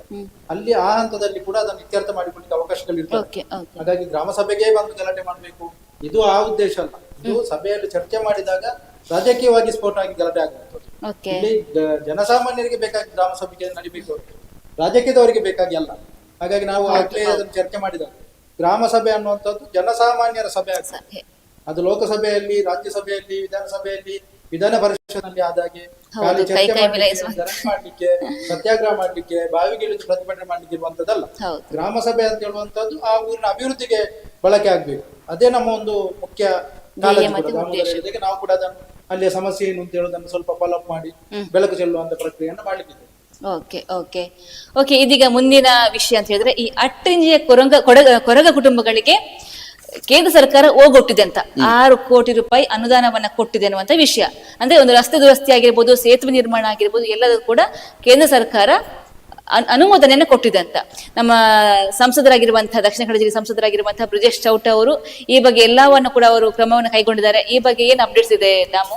ಅಟ್ರಿಂಜೆಯ ಕೊರಗ ಕುಟುಂಬಗಳ ಕೂಗಿಗೆ ಓಗೊಟ್ಟ ಕೇಂದ್ರ ಅನ್ನುವಂತ ಹೆಡ್ಡಿಂಗ್ ಅಲ್ಲಿ ನಮ್ಮ ವರದಿ ಪ್ರಸಾರ ಆಗಿರುವಂತದ್ದು, ಪ್ರಕಟ ಆಗಿರುವಂತದ್ದು ಮತ್ತು ಪ್ರಸಾರವೂ ಕೂಡ. ಯಾಕಂದ್ರೆ ಚಾನಲ್ ಅಲ್ಲಿ ನಾವು ಮಾಡಿದ್ದೇವೆ. ಅಲ್ಲಿ ನೋಡ್ತಾ ಇದ್ರಿ, ಅಟ್ರಿಂಜೆಯ ಕೊರಗ ಸಮುದಾಯದವರು ಹೋಗುವಂತಹ ಒಂದು ಪಾಪು ಅಥವಾ ಸೇತುವೆ. ಸೇತುವೆ. ಈ ಸೇತುವೆಯಲ್ಲಿ 1ನೇ ಕ್ಲಾಸ್ 2ನೇ ಕ್ಲಾಸ್ ಮಕ್ಕಳು ಹೋಗ್ತಾರೆ, ಅಂಗನವಾಡಿಯ ಮಕ್ಕಳು ಹೋಗ್ತಾರೆ. ಈ ಸೇತುವೆ ಅಂಗನವಾಡಿಯ ಮಕ್ಕಳು ಹೋಗ್ತಾರೆ. ಇಷ್ಟು ಸಮಯ ಆಯ್ತು, ಸ್ವಾತಂತ್ರ್ಯ ಸಿಕ್ಕಿ ವರ್ಷ ಎಷ್ಟಾಯ್ತು. ಅದೇ. ಈಗಲೂ ಬೆಳ್ತಂಗಡಿ ತಾಲೂಕಿನಲ್ಲಿ ಹೀಗೆ ಒಂದಷ್ಟು ಜನ ಇಂಥ ಪರಿಸ್ಥಿತಿಯಲ್ಲಿ ನಿತ್ಯ ನರಕಯಾತನೆಯನ್ನು ಅನುಭವಿಸ್ತಾ ಇದ್ದಾರೆ ಅಂತಂದ್ರೆ ಚುನಾವಣೆ ಬಂದಾಗ ರಾಜಕಾರಣಿಗಳು ಅದರಲ್ಲಿ ಹೋಗ್ತಾರೆ. ಹೌದು, ಹೋಗ್ತಾರೆ ಮಾತ್ರ ಅಲ್ಲ, ಇದನ್ನು ಸರಿ ಮಾಡಿ ವಿಪರ್ಯಾಸ ಕೊಡ್ತಾರೆ. ಗ್ರಾಮ ಪಂಚಾಯತ್ ಚುನಾವಣೆ ಬಂದಾಗ ಹೋಗ್ತಾರೆ, ವಿಧಾನಸಭೆ ಚುನಾವಣೆ ಬಂದಾಗ ಹೋಗ್ತಾರೆ, ಲೋಕಸಭೆ ಚುನಾವಣೆ ಬಂದಾಗ ಹೋಗ್ತಾರೆ, 2 ಸುತ್ತು 3 ಸುತ್ತು 4 ಸುತ್ತು ಮನೆ ಭೇಟಿ ಮಾಡಕ್ ಹೋಗ್ತಾರೆ. ಪ್ರತಿ ಹಂತದಲ್ಲಿ ಹೇಳಿರ್ತಾರೆ ಇದನ್ನು ಈ ಚುನಾವಣೆ ಮುಕ್ತಗೊಳ್ಳೆ ಮಾಡ್ತೇವೆ, ಆದ್ರೆ ಮಾಡುವುದಿಲ್ಲ. ಅದಕ್ಕೆ ಆ ಊರಿನವರು ಪ್ರತಿಭಟನೆ ಮಾಡ್ತಾರೆ ಅಂತ ಹೇಳುವಾಗ ಜನಪ್ರತಿನಿಧಿಗಳ ಸ್ಪಂದನೆ ಸಿಗ್ತದೆ. ಅದೇ ಬಿಸಿ ಮುಟ್ಟದಾಗ್ಲೇನೆ ಉದಾಹರಣೆ, ಯಾಕಂದ್ರೆ ಹಿಂದುಳಿದ ವರ್ಗದ ಸಮುದಾಯದವರು ವಾಸ್ತವ್ಯ ಮಾಡುವಂತ ಪ್ರದೇಶ. ಹೌದು. ಆದ್ರೆ ಕೇಂದ್ರ ಸರ್ಕಾರದ PM ಜನ್ಮನ್ ಯೋಜನೆ ಅಂತಿದೆ. ಆ ಜನ್ಮನ್ ಯೋಜನೆಯಲ್ಲಿ ಸುಲ್ಕೇರಿ ಅಂಟ್ರಿಂಜೆ ರಸ್ತೆ ನಡುವೆ ಸುಲ್ಕೇರಿ ಅಟ್ರಿಂಜೆಯ ರಸ್ತೆ ಮತ್ತು ಸೇತುವೆ ಎರಡಕ್ಕೂ ಒಟ್ಟು 5.52 ಕೋಟಿ ರೂಪಾಯಿ ಅನುದಾನವನ್ನ ಈಗ ಅನುಮೋದನೆ ಆಗಿದೆ. ಅದು ಆದಷ್ಟು ಬೇಗ ಬರಲಿ. ಅಟ್ರಿಂಜೆಯ ಬಹಳ ವರ್ಷಗಳ ಕೂಗು ಇಲ್ಲಿಗೆ ಕೊನೆಯಾಗ್ಲಿ ಅನ್ನುವಂತಹದನ್ನ ಹೇಳ್ತಾ ಈ ಒಂದು ಅಟ್ರಿಂಜೆ ಅವರ ಒಂದು ಮನವಿಗಳೇನಿದೆ ಅದಕ್ಕೆ ಬೇಗ ಸ್ಪಂದನೆ ಸಿಗ್ಲಿ, ಅಲ್ಲಿಗೊಂದು ಸೇತುವೆ ಆಗ್ಲಿ. ದಯವಿಟ್ಟು ಅಂತಹ ಸೇತುವೆಯಲ್ಲಿ ಇನ್ನು ಮುಂದೆ ಆದ್ರೂ ಆ ಜನರ ಓಡಾಟ ನಿಲ್ಲಿ ಅನ್ನುವಂತ ಆಶಯ ನಮಗೆ ವ್ಯಕ್ತಪಡಿಸ್ತಾ, ಯಾಕಂತಂದ್ರೆ ಅಟ್ರಿಂಜೆಗೆ 5.52 ಕೋಟಿ ಸಿಕ್ಕಿದೆ ಅಂದ ಕೂಡಲೇ ಬಹಳ ಖುಷಿ ಸುದ್ದಿ ಅವರಿಗೆ ಇದೆ. ಜೊತೆಗೆ ಪತ್ರಕರ್ತರು ತುಂಬಾ ಜನಕ್ಕಿದೆ. ಯಾಕಂತಂದ್ರೆ ಈ ಹಿಂದೆ ಬೇರೆ ಬೇರೆ ಸಂದರ್ಭದಲ್ಲಿ ವರದಿ ಮಾಡಿದವರಿದ್ದಾರೆ, ಸುದ್ದಿವಾಗಿ ಅದನ್ನ ವರದಿಗಳನ್ನ ಮಾಡಿತ್ತು. ಇಂತಹ ಸಂದರ್ಭದಲ್ಲಿ ಒಂದು ಕೇಂದ್ರ ಸರ್ಕಾರ ಇತ್ತ ಗಮನ ಕೊಟ್ಟಿದೆ, ಅದು ಕೂಡ ಬೆಳ್ತಂಗಡಿ ತಾಲೂಕಿನ ಸುಲ್ಕೇರಿಯ ಒಂದು ಹಳ್ಳಿಯತ್ತ ಗಮನ ಕೊಟ್ಟಿದೆ. ಅಲ್ಲಿ ಆದಿವಾಸಿಗಳಿದ್ದಾರೆ, ಅಲ್ಲಿ ಜನ್ಮನ್ ಯೋಜನೆಯನ್ನ ಜಾರಿ ಮಾಡಬಹುದು ಅನ್ನುವಂಥದ್ದು ಇದೆಯಲ್ಲ. ಇದರಲ್ಲಿ ಈ ಹಿಂದಿನ ಸಂಸದ ನಳಿನ್ ಕುಮಾರ್ ಕಟೀಲ್ ಅವರಿಗೆ ಮತ್ತು ಬ್ರಿಜೇಶ್ ಚೌಟ ಇಬ್ಬರಿಗೂ ಕೂಡ ಅಭಿನಂದನೆಯನ್ನ ಸಲ್ಲಿಸ್ತಾ ಇಂತಹದ್ದು ಆದಷ್ಟು ಬೇಗ ಆಗ್ಲಿ, ಮತ್ತೆ ಅಭಿನಂದನೆ ಸಲ್ಲಿಸುವ. ಯಾಕೆಂತಂದ್ರೆ ಒಮ್ಮೆ ಕೆಲಸ ಆಗ್ಲಿ, ಆ ಜನರು ಆ ಸೇತುವೆಯಲ್ಲಿ ಓಡಾಡುವಾಗ ಮತ್ತೆ ಅವರಿಗೆ ಅಭಿನಂದನೆಯನ್ನ ಸಲ್ಲಿಸುವ. Okay okay Damodara Dondole. ಈಗ ನೆಕ್ಸ್ಟ್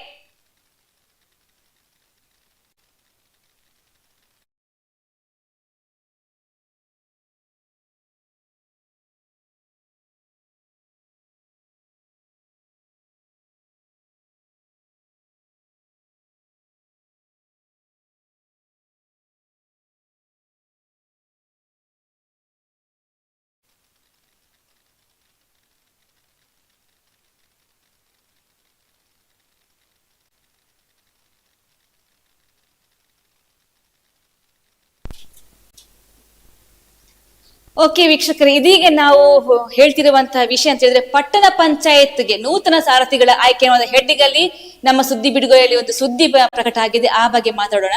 ಮುಖ್ಯವಾಗಿ ಇದರ ಬಗ್ಗೆ ಜಯಾನಂದ್ ಗೌಡ ಇವರು ಆಯ್ಕೆ ಆಗಿದ್ದಾರೆ ಅಧ್ಯಕ್ಷರಾಗಿ. ಅವರು ಕೂಡ ನಾವು ಅಭಿನಂದನೆ ಸಲ್ಲಿಸಬೇಕು.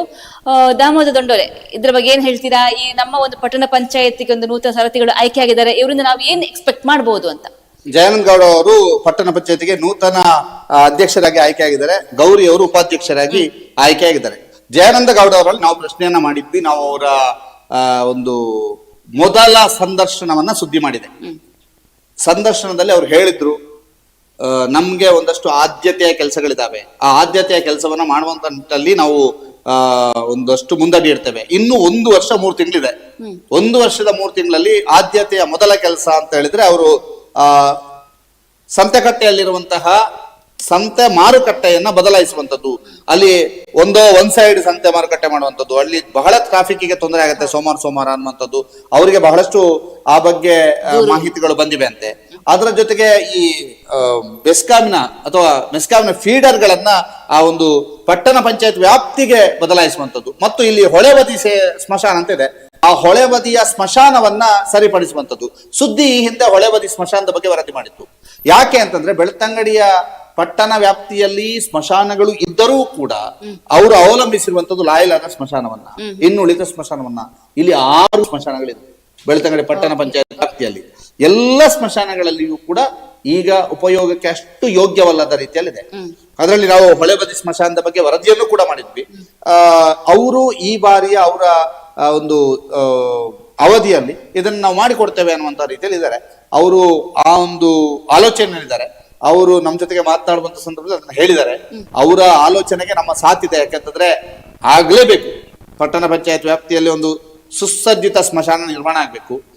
ಪಟ್ಟಣ ಪಂಚಾಯತ್ ವ್ಯಾಪ್ತಿಯಲ್ಲಿ 6 ಸ್ಮಶಾನಗಳಿವೆ, 6 ಕೂಡ ನಿರ್ಮಾಣ ಮಾಡಿ ಅನ್ನುವಂಥದ್ದು ನಾವು ಅವರಿಗೆ ಮನವಿಯನ್ನ ಮಾಡ್ತಾ ಇದ್ವಿ. ಅದ್ರ ಜೊತೆಗೆ ಬೇರೆ ಬೇರೆ ಆದ್ಯತೆಯ ಕೆಲಸಗಳಾಗಬೇಕಿದೆ ಅನ್ನುವಂಥದ್ದನ್ನು ಕೂಡ ಹೇಳಿದ್ದಾರೆ. ಜನರು ಬಂದು ಒಂದಷ್ಟು ಆಸರೆ ಮನೆಗಳ ಬಗ್ಗೆ ಕೇಳಿದ್ದಾರೆ.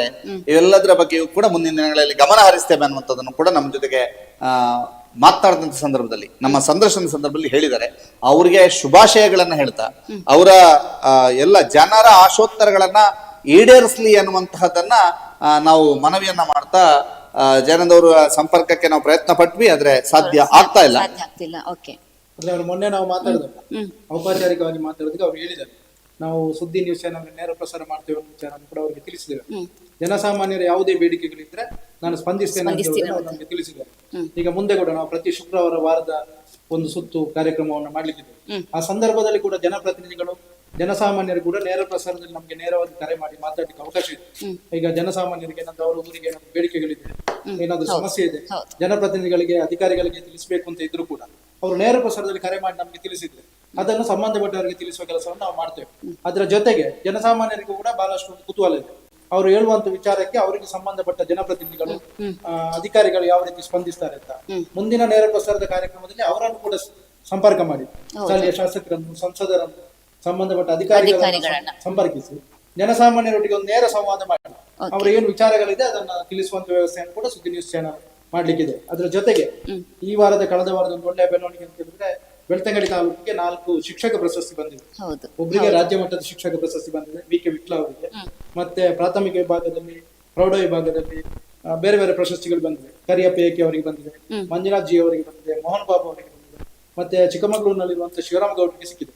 ಇವರು ಎಲ್ಲರಿಗೂ ಕೂಡ ಇವರಿಗೆ ಪ್ರಶಸ್ತಿ ಬಂದಿರೋದು ಒಂದು ಬೆಳ್ತಂಗಡಿಗೆ ಕೂಡ ಒಂದು ಒಳ್ಳೆಯ ಕಿರೀಟ ಸಿಕ್ಕಿದಾಗೆ. ಹಾಗಾಗಿ ಪ್ರಶಸ್ತಿ ಪುರಸ್ಕೃತ ಶಿಕ್ಷಕರಿಗೆ ಕೂಡ ಸುದ್ದಿ ಸಮೂಹ ಸಂಸ್ಥೆ ಅಭಿನಂದನೆಗಳನ್ನು ಸಲ್ಲಿಸ್ತದೆ. ಮುಂದೆ ಕೂಡ ಬೆಳ್ತಂಗಡಿಗೆ ಇನ್ನಷ್ಟು ಪ್ರಶಸ್ತಿಗಳು ಬರಲಿ ಅಂತೇಳಿ ನಾವು ಪ್ರಾರ್ಥಿಸ್ತೇವೆ.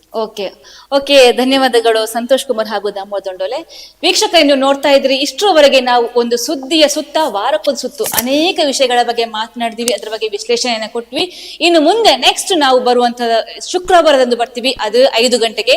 ಗುರುವಾರ ನಮ್ಮ ಸುದ್ದಿ ಬಿಡುಗಡೆ ಪ್ರಕಟ ಆಗುತ್ತೆ, ಅದರಲ್ಲಿರುವಂತಹ ಮುಖ್ಯವಾದ ಅಂಶವನ್ನ ಎತ್ಕೊಂಡು ಅದ್ರ ಬಗ್ಗೆ ವಿಶ್ಲೇಷಣೆಯನ್ನ ಕೊಡ್ತೀವಿ. ಜೊತೆಗೆ ಈ ಹಿಂದೆ ಆಗಿರುವಂತಹ ಅನೇಕ ವರದಿಗಳ ಬಗ್ಗೆ ಫಾಲೋ ಅಪ್ ಕೂಡ ಮಾಡ್ತೀವಿ. ಜೊತೆಗೆ ನೀವು ಕೂಡ ವೀಕ್ಷಕರೇ, ನೀವು ಕೂಡ ನೇರವಾಗಿ ಕರೆಯನ್ನ ಮಾಡಿ ನಿಮ್ಗೆ ಏನಾದ್ರು ಸಮಸ್ಯೆ ಇದ್ರೆ ಅದನ್ನ ನೇರವಾಗಿ ಮುಕ್ತವಾಗಿ ಹಂಚಿಕೊಳ್ಳಿ. ಸಂಬಂಧಪಟ್ಟಂತಹ ಅಧಿಕಾರಿಗಳಾಗಿರ್ಬೋದು ಅಥವಾ ಶಾಸಕರಿಗೆ ಈ ಬಗ್ಗೆ ನಾವು ಗಮನವನ್ನ ಕೊಟ್ಟು ಅವರಿಗೆ ಈ ಬಗ್ಗೆ ಒಂದು ಮಾಹಿತಿಯನ್ನ ಕೊಟ್ಟು ನಿಮ್ಮ ಸಮಸ್ಯೆಯನ್ನು ಬಗೆಹರಿಸುವ ನಿಟ್ಟಿನಲ್ಲಿ ಕೂಡ ನಾವು ಕೆಲಸವನ್ನ ಮಾಡ್ತೀವಿ ಅಂತ ಹೇಳ್ತಾ ನಮ್ಮ ಈ ಕಾರ್ಯಕ್ರಮನ ಮುಗಿಸ್ತಾ ಇದ್ವಿ. ಧನ್ಯವಾದಗಳು.